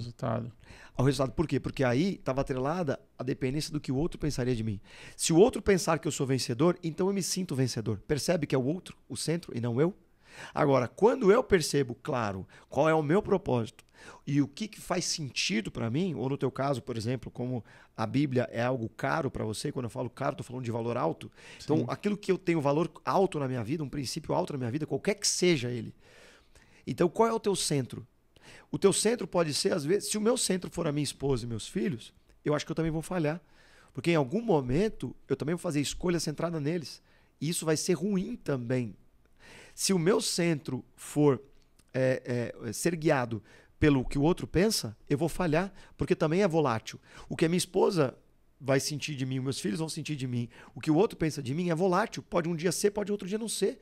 E aí a nossa vida anda à deriva. Então, Gabriel, qual é então o centro da sua vida? Para que você conseguiu se firmar e sentir mais firme e sólido. Princípios, valores e crenças claros. Top. Tem um artigo do treinador do Coaching Robinson, que é um artigo que foram pesquisar quem era o melhor treinador de wrestling dos Estados Unidos. Esse artigo é de 2017, de um cara chamado Gould.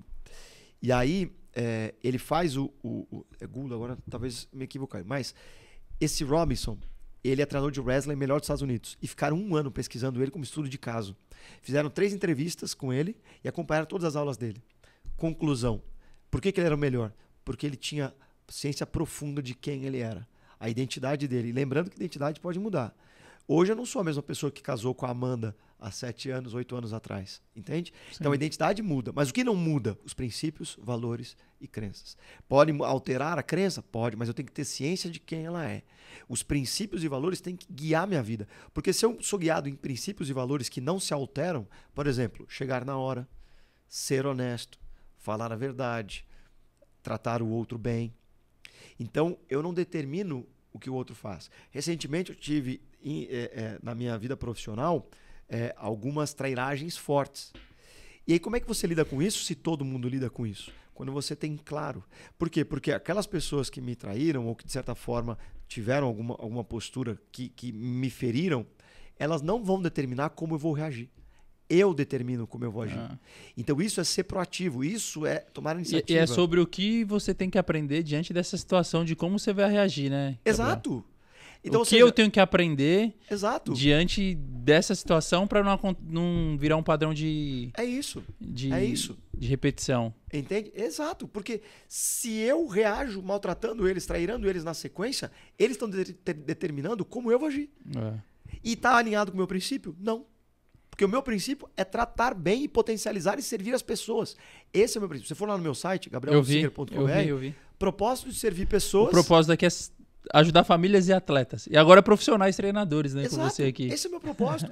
Então, mas o cara tá me tacando pedra nas costas. Não importa. Quem determina como eu vou agir sou eu e não ele. Então, eu tenho isso claro. Aí, quando você toma críticas, como você, por exemplo, eu também já tive várias. Uma delas na mentoria. Outra delas, por exemplo, em vir em podcasts. Você não tem podcast, você fica se expondo. Eu também ouço isso. E normalmente não são de pessoas que te falam diretamente. São de pessoas que vão falar para alguém e alguém vai te falar. Mas por que eu lido hoje, não lidava, mas hoje lido com maneira mais tranquila?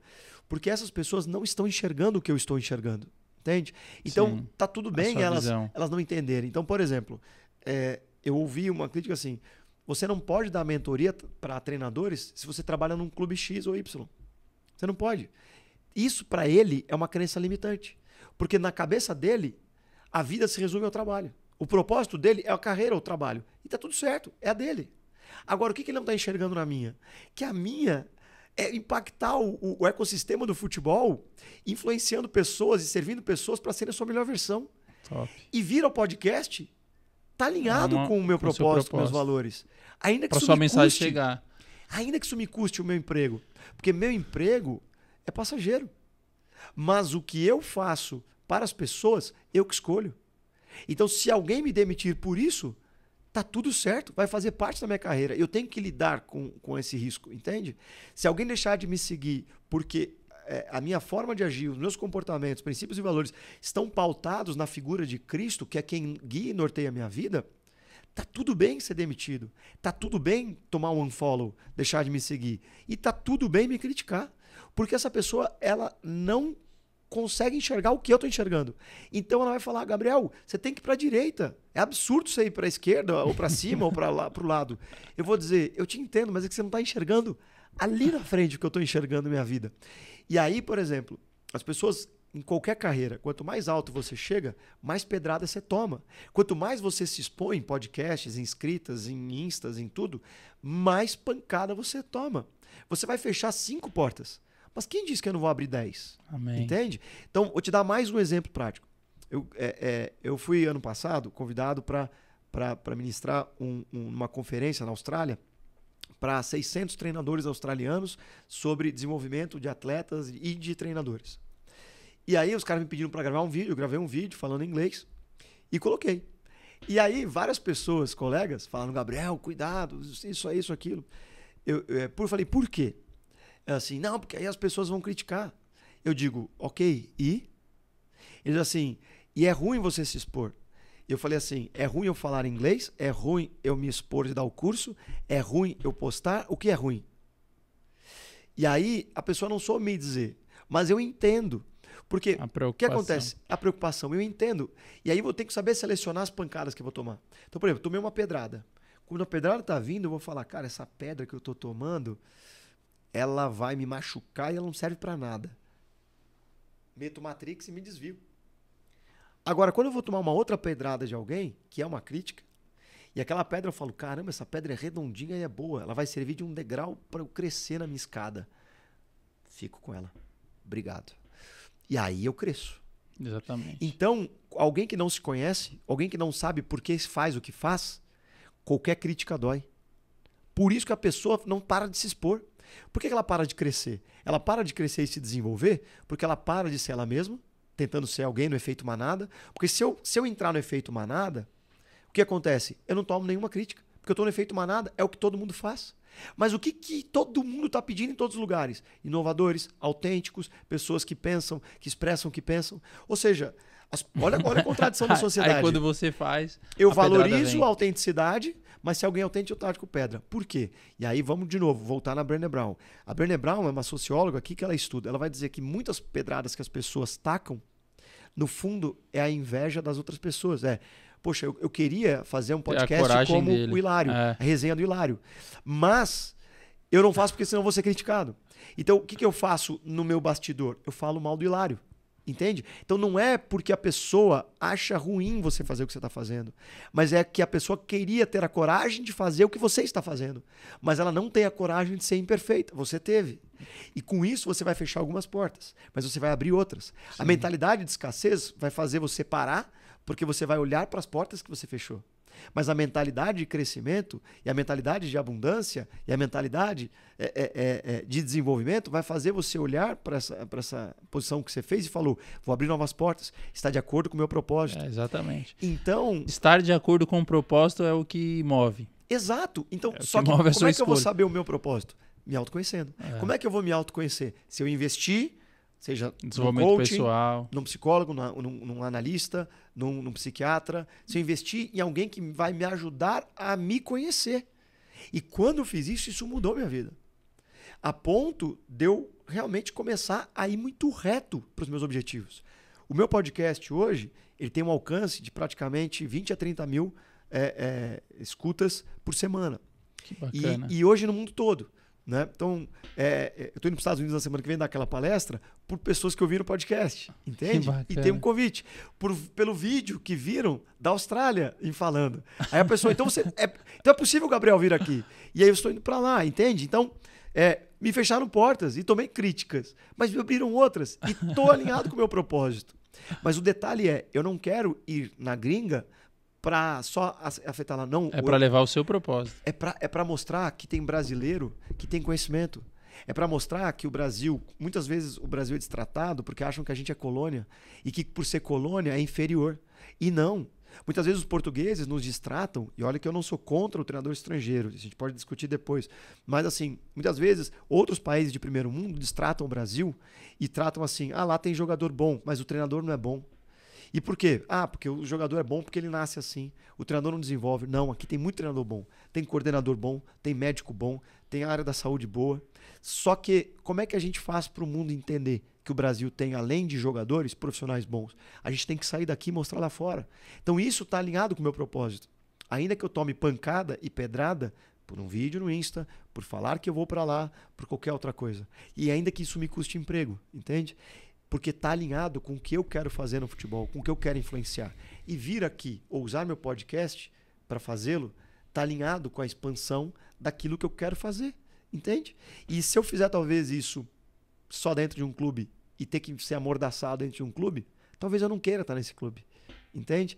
Então, isso eu lido com tranquilidade. Por quê? Porque um dia me autoconheci, dia eu estudei e dia eu vivi isso. O mesmo caminho. Ô Gabriel, eu quero que você me responda na sua visão, quais foram as principais mudanças no futebol nos últimos anos? Dentro das 4 linhas, é que o jogo ele mudou muito. Aonde ele mudou, Gabriel? Por exemplo, o tempo continua 90, com os mais os acréscimos, continua com regras mais ou menos as mesmas. Mudou um acho que o tiro de meta foi a maior mudança significativa, mas o número de substituições, outras coisas que mudou. Mas mudou o quant que um jogador corre, que é 10 a 12 quilômetros, também continua, mas mudou a forma dele correr esses 12 quilômetros. Então hoje ele percorre esse quilômetro, né, rodando muito mais em alta, como a gente chama. Então hoje eles fazem aí 1.000 a 1.500 em alta, com velocidades maiores que 23 km por hora. Então mudou a velocidade com que o atleta se desloca, mudou a velocidade da bola, mudou a quantidade de passe, mudou a quantidade de vezes que a bola chega nas áreas. Então, e mudou o espaço efetivo de jogo. O que é o espaço efetivo de jogo? É a distância entre as duas defesas, por conta do impedimento. Então, se antes eu jogava em 60, 80 metros, hoje eu estou jogando em 30, 40 metros. Então, o mudar o espaço efetivo de jogo faz com que eu tenha menos tempo e espaço para jogar. Então, a minha relação com a bola, se antes era de 2, 3 toques, hoje precisa ser de 1. Então, se antes eu podia pensar com a bola no pé, hoje eu tenho que pensar antes da bola receber. Se antes se jogava em 2 jogadores tabelando, hoje eu preciso trabalhar, como a gente chama, com terceiro homem e quarto homem. E aí você vai envolvendo mais atletas na mesma jogada, mais bola. E aí, para mim, agora eu vou até trazer mais um adendo, hein? E aí você vai me cobrar daqui 5 anos o que eu vou falar. E vai mudar de posição para função. Então, o que vai mudar... Então, agora eu estou visitando o futuro, tá? Estou visitando o futuro. Daqui 5 anos no podcast. Então, hoje, a gente vai discutir cada vez menos a posição e vai discutir a função. Então, eu vou trazer que nem passarela, São Paulo Fashion Week, que o cara se veste com uma roupa que ninguém entende, mas que dita algumas coisas. Eu vou trazer uma loucura que ninguém vai entender, mas que vai ditar. Você consegue imaginar o zagueiro, uma defesa defendendo em bloco bem baixo, bem fechadinha, como hoje acontece. E o outro time lá em cima, assim, montado lá em cima, trocando passe, tentando entrar naquela defesa fechada. Você consegue imaginar o zagueiro tocando a bola pro lateral e trotando, que nem um pivô no garrafão, para ir lá dentro da outra área, para pegar o cruzamento de cabeça? Você consegue imaginar isso? Ainda não. É disruptivo, não é? Mas vamos agora imaginar funções. O que você precisa dentro daquela área para cabecear a bola?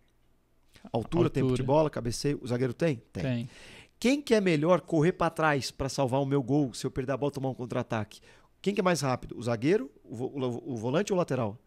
O zagueiro. Não, quem é mais rápido normalmente?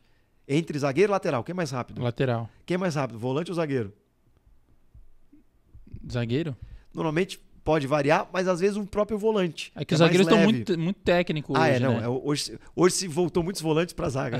Tem muito cara técnico. Também, mas vamos lá. Compreende esse raciocínio. Ou seja, eu preciso correr para trás. Eu vou botar jogadores que são mais rápidos para correr para trás. Normalmente. Pode ser um lateral, que ficou ali compensando o zagueiro que foi pisar na área, por exemplo. Pode ser um volante, que foi compensar um zagueiro que foi pisar na área, um volante mais baixo, por exemplo. Né? Então, qual é a posição dele? Zagueiro.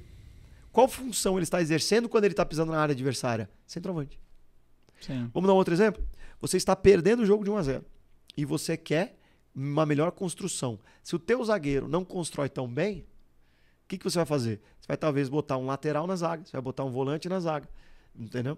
E aí... Querendo ou não, já tem essas dobras, né? Acontecendo. Perfeito. Agora, começa a entender essas dobras quando o meia vem para volante, quando o lateral vem para volante o zagueiro, quando o ponta vem para lateral, quando o aos atacante poucos já está acontecendo já. Na base acontece muito. Perfeito. Então, por isso que eu estou te falando daqui 5 anos. Porque na base acontece, no profissional ainda não. Então, o que vai acontecer em 5 anos? A gente vai falar cada vez menos de posição e mais de função. Então, já vem acontecendo a transformação de posição para função. O jogo, ele inicia numa plataforma 4-4-2, 3-5-2, enfim, o que quiser, 2-3-5, pirâmide invertida, como diz aquele livro, né?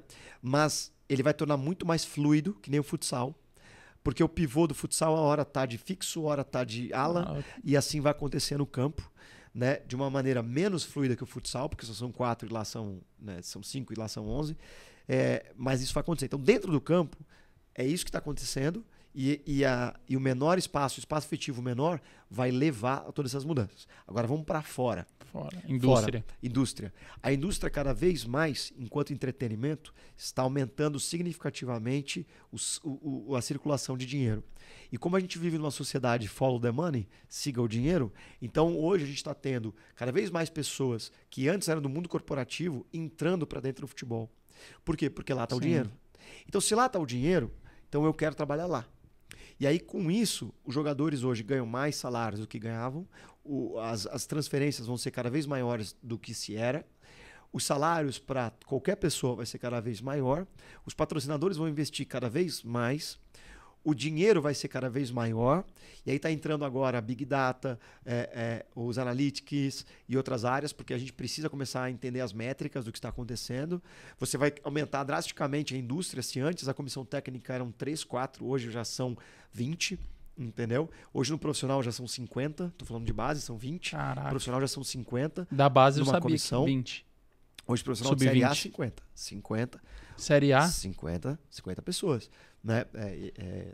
O tempo é escasso para a gente poder falar de todos que são, mas eu poderia, mas são 50. Então, mas da onde está vindo tanto dinheiro? Porque cada vez mais o futebol promove mais dinheiro. Profissionaliza também. Exatamente.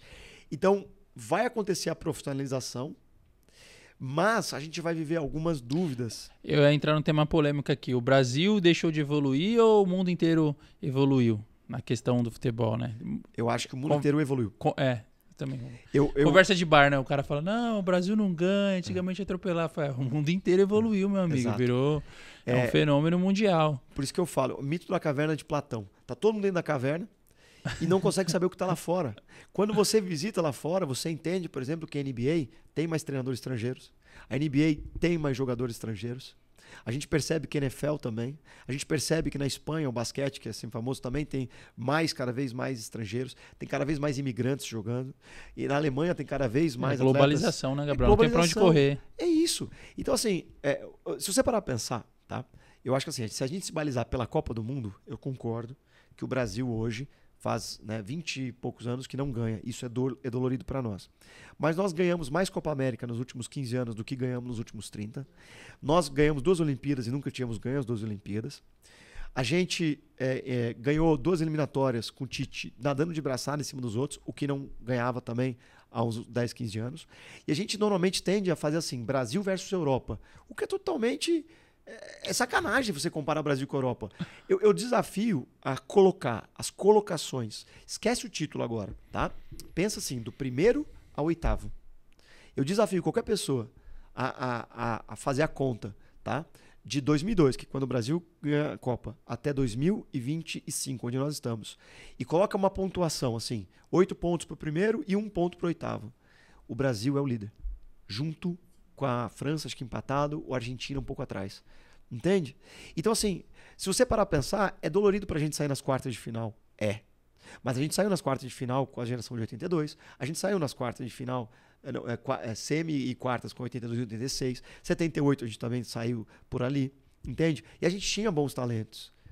Agora, o que eu concordo... Porque o ganhar é no detalhe, né, Gabriel? Tem que conspirar tudo. Exato. Então, assim, a gente perde, tudo bem, pra Bélgica é dolorido. Isso, e o mundo evoluiu. E pra Croácia é dolorido. E acho... Dolorido. Mas é o que você falou, o mundo evoluiu. Então, assim, a Croácia é um grande exemplo lá, foi na tática, né? Na disciplina tática. Exato. O que eu acho, honestamente, que nós não evoluímos foi na formação e desenvolvimento dos nossos jogadores. Eu acho que isso nós não evoluímos. Então esse é um ponto que eu trago aqui agora apontando a brazuca para o nosso lado, e eu sou uma pessoa que trabalho com isso há 23 anos. E eu acho que a gente precisa atacar. Eu vejo bastante entrevista e os atletas falando sobre mentalidade, né? De preparação, de ter como profissão mesmo, não ter essa parada de dom, só pelo dom. Não, é o dom, mas o cara tem todo um staff e faz com excelência tudo que precisa ser feito. Vou trazer algumas pulgas atrás da orelha da galera aqui, tá? Vamos lá. Pensa o seguinte, os caras fazem 50 cursos, os treinadores. E aí tem licenças de tudo, Normalmente eles trabalham em projeto social no meio da comunidade, da favela, né, como você trabalhou, ou ele trabalha em escolinhas estruturadas. Onde esse cara vai trabalhar? Escolinha estruturada, porque paga o melhor salário. Beleza. Quem é que trabalha lá na favela? É um cara que tem dinheiro para ter licença, para ter não sei o quê, ou é um abnegado que fica ali final de semana e tudo mais? É o sacerdócio, é o amor. Agora eu pergunto e desafio qualquer scout que está nos assistindo. Aonde os scouts querem buscar o talento? Nas escolas. Nas escolas ou na favela, na comunidade? Onde é que está o maior talento? A resposta... Boa pergunta. Eu posso te dar ela. A resposta... a pergunta era um pouco retórica, né? Mas tudo bem. Mas assim, Eles querem buscar a comunidade. Porque o talento, às vezes, aquele jogador que tem já todo... Às vezes está lá. E não é contraditório? Porque a gente investiu na formação dos nossos profissionais que estão nas escolas. Isso que eu quero trazer a pouco atrás da orelha é porque a formação não é só culpa ou mérito dos nossos treinadores. Está no ecossistema, está no ambiente, está na pedagogia da rua que foi esquecida. Então, quando a gente perde a essência da rua, a gente, na minha opinião, perde a essência brasileira. Do drible, da Exato. tomada de decisão, Exato. da criatividade. Quando a gente perde a essência do desenvolvimento técnico, tático, entendendo que o técnico é como o jogador se expressa e o tático é o que ele precisa fazer para resolver um problema do jogo. E isso, para mim, não se dissocia, porque se você sabe o que tem que fazer, mas não sabe como, você não faz. E se você não sabe o que tem que fazer, mas sabe como, você também vai errar. Então você não pode dissociar, é junto. Mas qual é o problema? Hoje, a gente quer competir e os garotos com 10, 12 anos, eu falo já com a dor do clube, tá? Já estão estafados de jogar futebol. Não aguentam mais. Os garotos hoje chegam com 14 anos, já passado com 5 liberações. Para pensar, do sub-16 do sub-20 no Brasil hoje, o atleta não treina mais. O atleta no alto nível no Brasil, Série A... E vai aumentar, né? Porque vai ter brasileiro agora sub-17 também. Então, aí você para pensar assim, ó. Brasileiro 17 e sub-20. Viaja, certo? jogo, viaja. Exato. Só que aí você tem brasileiro às quartas-feiras, tá aí tudo ok. Mas por que ele também tem que jogar sábado? Porque os clubes precisam ganhar. Ele não pode colocar o time B para jogar o estadual e o A. Então, para que eu quero até propor algo a se pensar é quem joga estadual não pode jogar brasileiro, quem joga brasileiro não pode jogar estadual. O que essa lei, ou o que isso faria na inscrição? Obrigaria os clubes a captar mais jogadores, a ter que trabalhar mais jogadores. E faria com que as idades pares, não é idade ruim, é idade par. Porque quem está na idade par não é ruim. Entendeu? É idade par. Faz com que a idade par jogue mais. A federação aqui de São Paulo, aqui, ela colocou competição para todas as idades. Perfeito. Par também. Uhum. No Rio também é assim. Mas aí eu quero ir além. Por quê? Porque aí, por que então todos os clubes voltam a usar o ímpar na quarta e no sábado? Porque tem que ganhar. Porque senão cai todo mundo. E quem paga o pato é o jogador. Viu como o ecossistema volta? E aí, o que acontece em relação ao atleta? Com 16 anos, ele não treina mais. Por que ele não treina mais? Porque na quarta tem jogo, sábado tem jogo. Na quarta tem viagem e sábado às vezes também tem viagem. E aí eu pergunto, segunda ele treina o quê? Ele está descansando de sábado. Ele não pode treinar forte porque quarta tem jogo. Terça, ele faz bola parada ou acaba não podendo treinar, porque quarta ele tem jogo. Exatamente. Aí quarta ele joga, quinta ele está recuperando. Sexta, você não pode fazer um treino muito puxado, porque sábado você já tem jogo. Aí sábado ele joga, aí domingo ele tem folga. Sabe o que acontece com esse atleta? Com 16, 17, 18, 19, 20, ele não treina mais. Ele só joga. Então como é que a gente tentou compensar no Brasil? Jogo atrás de jogo. Isso estafou mentalmente os atletas. Na minha opinião, involuiu o desenvolvimento dos atletas. Não estamos evoluindo. A gente está... E o que a gente faz para compensar? Dá cada vez mais campeonato. Por quê? Porque o pai, a mãe, o agente precisa de campeonato para poder vender ou mostrar o seu jogador para os outros clubes, para as outras coisas. E aí, se você, como clube, se negar a jogar um campeonato, o atleta vai dizer assim, então não quero estar com você, vou para outro. Então, quem também tentar falar, galera, para com essa loucura, vamos tentar desenvolver os atletas, vamos tentar fazer ele ter treino aquisitivo, onde ele vai adquirir desenvolvimento em todos os aspectos, técnicos, táticos, físicos, mentais, comportamentais, sociais, tudo. Não tem. Então a gente não está mais desenvolvendo atleta. Ô, Gabriel, então, acho que não deve ser uma regra, né? Mas alguns clubes estavam falando aqui, e eu acompanho bastante a base aqui de São Paulo, né? Alguns clubes fazem dessa forma que você falou. Faz o rodízio das duas equipes e tal. Não deve ser a regra, né? É porque também são os maiores do país. Sim. E acaba que tem uma maior captação, tem Sim. mais braço, tem mais estrutura e tudo Sim. mais. Eu generalizei. E você foi assertivo quando você fala que nem todos fazem. No Esfera, por exemplo, a gente não precisava fazer isso. Mas por quê? Porque é o Esfera que tem claro o seu propósito de desenvolver para transferir atletas para um outro mercado, né? Mas há outras cadeiras que não podem tomar essa decisão. Então, por isso que nessa hora a gente vai esbarrar... Essa quantidade de campeonatos que você falou, até um elogio que eu falo para os pais de uma equipe aqui, que ele retém muito jogador, 60, só que ele dá campeonato para todos. Ó, essa viagem aqui, na época que não tinha ano par, essas competições do exterior vai o ano par. E aqui fica o Paulista Brasileiro pro ano ímpar, que seria o bom e tal, não sei o quê. Agora que tem muitas competições, o cara tem 3 equipes e competitivo. Só que aí, essa competição no Nordeste, vai essa equipe aqui e tudo mais. Eu acho muito bacana isso quando se pode fazer, né? Sim. Eu acho que assim, ó, qual é a proposta que eu daria? Gabriel, você está falando dos problemas, mas como é que a gente soluciona? Eu não sou contra o brasileiro, ao contrário, eu sou a favor. Porque os estaduais, muitas vezes um jogador de alto nível no Brasil hoje, estou falando do alto, o pica da galáxia da categoria, ele só vai jogar 2, 3 jogos de maior nível em São Paulo. Ele não vai conseguir jogar boa parte do ano. Então ele precisa do brasileiro para desenvolver mais. Sim. Então tem que ter o brasileiro. O que eu sou contra é esse mesmo atleta jogar também os estaduais. Porque aquilo ali para ele já não é tão desafiador, não é tão motivador e estafa. Uma verdade. E aí você pega no final do ano... Somente a primeira fase ali, que Exato. vai pegar... Tem 100 equipes no estado de São Paulo. Não, equipes meio que de projeto, equipe meio que... Não, isso assim, ó, vamos agora pensar... A diferença de estrutura é surreal também. Mas nós estamos pegando, né, a grande federação do país, que é a Paulista, a gente está pegando aqui o Sudeste. Vamos sair, vamos lá para o Nordeste, vamos para o Norte. Esse cara tem, a federação deles promove um campeonato que ele joga 6 jogos e acabou o ano. E ele não consegue jogar brasileiro. Então, por que não fomentarmos mais brasileiros, Série A, B, C e D, por exemplo, e faz ter jogo de alto nível, para que jogadores do Paysandu, do Remo, para que jogadores lá excelente ideia. Do outros joguem campeonatos em nível nacional, como é a Copa do Brasil, que é democrática, mas não só 2 jogos. Né? E seja só fomentado. Que é mata-mata, né? É democrático, mas perdeu, tchau. E quem tem que fomentar isso? Na minha opinião, confederação e federação. Tem que ser pela CBF e tem que ser pelas federações. Essa para mim, é a saída. Só que para isso acontecer, vai precisar vir, na minha opinião, uma regra ou uma lei que diz o seguinte: se você está inscrito no campeonato nacional, você não pode jogar o campeonato estadual. Quem vai se condoer com isso? As federações. Por que as federações vão se doer? Porque elas não vão ter o melhor jogador jogando o campeonato delas. É aí que entra os anos pares. Entende? Aí, para mim, é que tem que entrar os anos pares. Porque a federação vai desenvolver, sim. Sem as federações, o clube menor não consegue jogar, porque ele não vai jogar o nacional. Então tem que ter os campeonatos estaduais e os clubes grandes têm que jogar os campeonatos estaduais. Mas por que não jogar com os anos pares? Por que não jogar com outros menores? Por que não oportunizar mais pessoas jogarem? E aí a gente está fazendo o quê? A gente está colocando nos clubes de Série A 60 jogadores, 50 jogadores nas mesmas categorias, onde tem G1, G2, G3. O G1 joga quarta e sábado, o G2 mal joga e o G3 mal treina e joga. E a gente parou de desenvolver atleta em prol desse ecossistema louco. Então, nesse momento, se a gente não criar...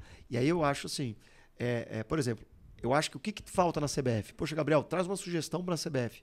Na CBF hoje falta um departamento ou um setor que pense o desenvolvimento do futebol de base no Brasil. Você precisa ter isso. E você precisa descentralizar. Você não pode ter só uma CBF no Rio de Janeiro. Você precisa ter sub-CBFs. E aonde estariam elas? Nas regiões do país. É uma sub-CBF no Norte, no Centro-Oeste, no Nordeste, no Sudeste, no Sul. E você tem que colocar sub-CBFs. Essas sub-CBFs vão ser responsáveis pelo desenvolvimento, não por promoção de um campeonato brasileiro, pela promoção de desenvolvimento do ecossistema. Desenvolver treinadores, desenvolver os pais, desenvolver agentes, desenvolver escolas. Por quê? Porque a escola também, hoje, às vezes ela atrapalha a carreira do atleta. Eu não estou falando aqui que eu sou contra a escola, ao contrário, eu sou totalmente a favor. Mas a escola, na minha opinião, ela não olha a vida do jogador. A vida do jogador é viajar. A vida do jogador é chegar estafado na escola. Então a gente precisa adaptar, porque o jogador é um estudante especial. Ele é um estudante especial, ele precisa ser tratado de forma especial. E se você começar a utilizar metodologias que usam o futebol na linguagem do atleta, vamos estudar a história. Estuda a história a partir dos clubes de futebol e fala, lá na década de 20, o Vasco, por exemplo, construiu São Januário, foi a torcida que construiu. E Getúlio Vargas, quem foi Getúlio Vargas? Foi o presidente, fez o discurso do trabalhador dentro. É claro, porque aí faz sentido para o jogador. Aí ele aprende.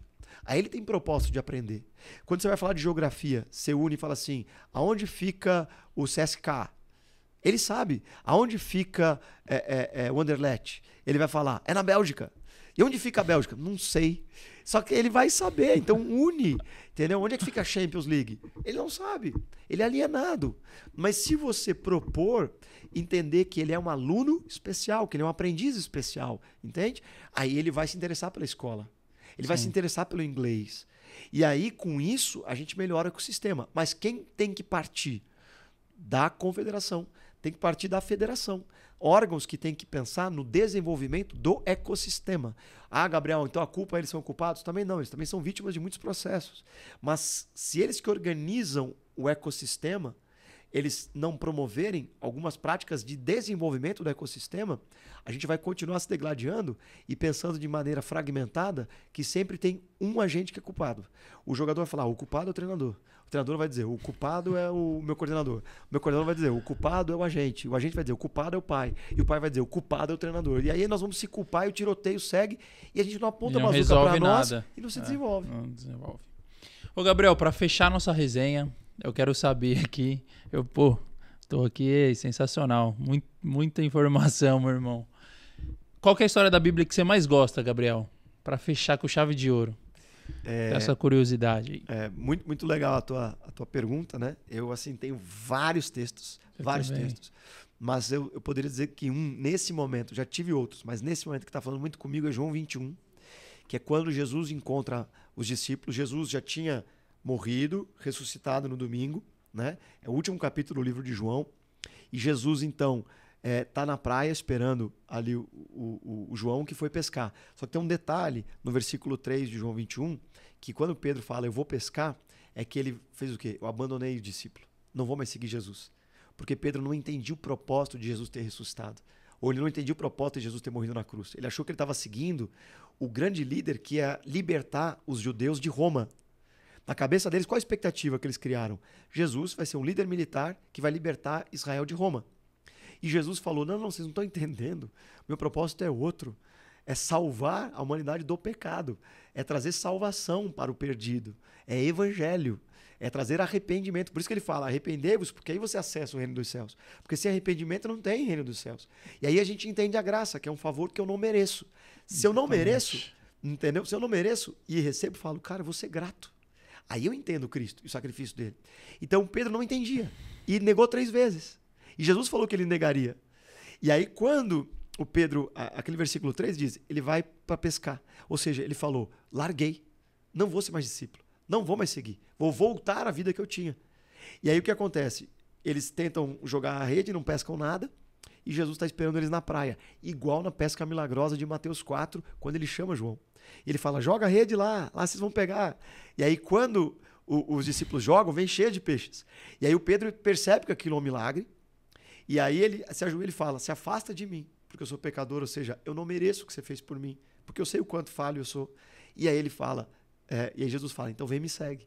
E aí quando Jesus está lá no João 21, Pedro está triste, está arrependido de ter negado 3 vezes, tanto é que ele chora amargamente, ele está sem rumo na vida, e ele está voltando a tudo aquilo que ele já tinha se desenvolvido.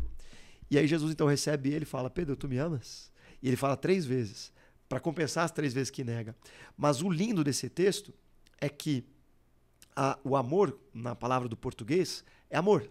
Mas o amor no grego, que é o Novo Testamento é escrito no grego, é eros, ágape e filéu. Eros, o amor de um homem para uma mulher, ou vice-versa.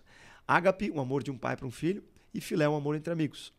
Então, quando Jesus pergunta a primeira vez, ele fala assim, Pedro, tu me agapau mais do que outros? Porque o Pedro tinha dito para Jesus, eu te amo mais do que os outros.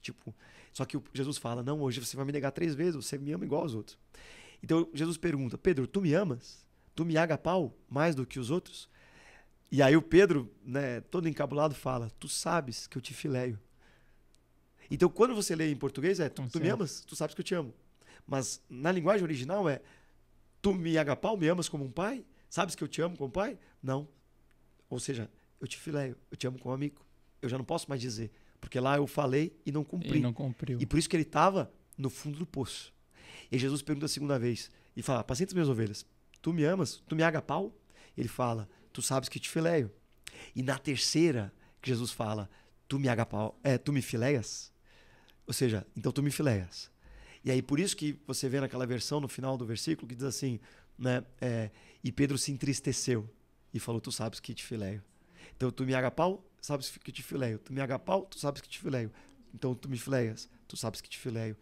E aí Jesus fala, Pedro, antes você era menino, você era imaturo. E por isso que você não sabia o meu propósito. Agora sou eu interpretando o texto. Tá? Mas hoje você vai amadurecer. Porque hoje você está conhecendo o meu amor. E quando o meu amor te libertar, você, ao invés de voltar para pescar aquilo que você estava fazendo, você vai entender a grande obra que eu tenho para você. E você não vai andar onde o seu coração deseja. Mas você vai começar a orar, você vai começar a andar para onde você não quer e não imagina. Mas aquilo ali dá sentido para Pedro. Tanto é que ele depois morre de cabeça para baixo. E aí até tem uma curiosidade que é assim, por que Pedro nega 3 vezes, os discípulos saem quando vê Jesus crucificado, e depois 11 dos 12 apóstolos morrem de forma martirizada? Não faz sentido. Eles viram o cara ser crucificado, e negaram, abandonaram e saíram. E de repente esses mesmos caras são capazes de dar vida por uma coisa que antes não fazia sentido. O que aconteceu nesse meio? Tem que ter lógica isso. E a lógica, para mim, é que eles viram Jesus ressuscitado. E isso convenceu Pedro. Então Pedro segue. E por que eu estou falando desse texto? Que é uma das histórias hoje que marca muito a minha vida.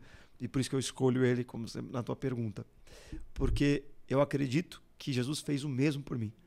Então eu vou usar o futebol, a minha família, o podcast e a minha vida para que eu possa, então, levar em gratidão ao que ele fez por mim. Porque muito tempo eu não fiz nada por ele. Sensacional. Eu ia pedir a mensagem final, mas já fechou, né? Então já tá por aí. Ó, trouxe o presente aqui. Oh, muito obrigado. Caneca, não veio. A produção não fez com a minha comemoração aqui, Gabriel. Sabedoria que vem de Deus. Na mente. Aqui. Muito obrigado. Mas aí tem a representação. @ Manuel Hilário _ personal. É coach. É coach. Essa daí tá. Agora mudou? Mudou. Tá. E tem o chocolate para as crianças, tem o escúpulo da educação física que representa tudo que a gente conversou. Que legal. Então, muito obrigado por ter vindo, muito feliz com a sua presença aqui, pelo seu esforço. Eu veio lá do Rio de Janeiro, pô. Me senti muito honrado e muito feliz aí com esse nosso bate-papo. Eu que agradeço. Fechou? Vamos junto. Deus abençoe você no Deus abençoe. seu propósito. Valeu. Essa foi a resenha com o Hilário. Tamo junto, dá o like, compartilha e vem ser mentalmente forte. Vamos.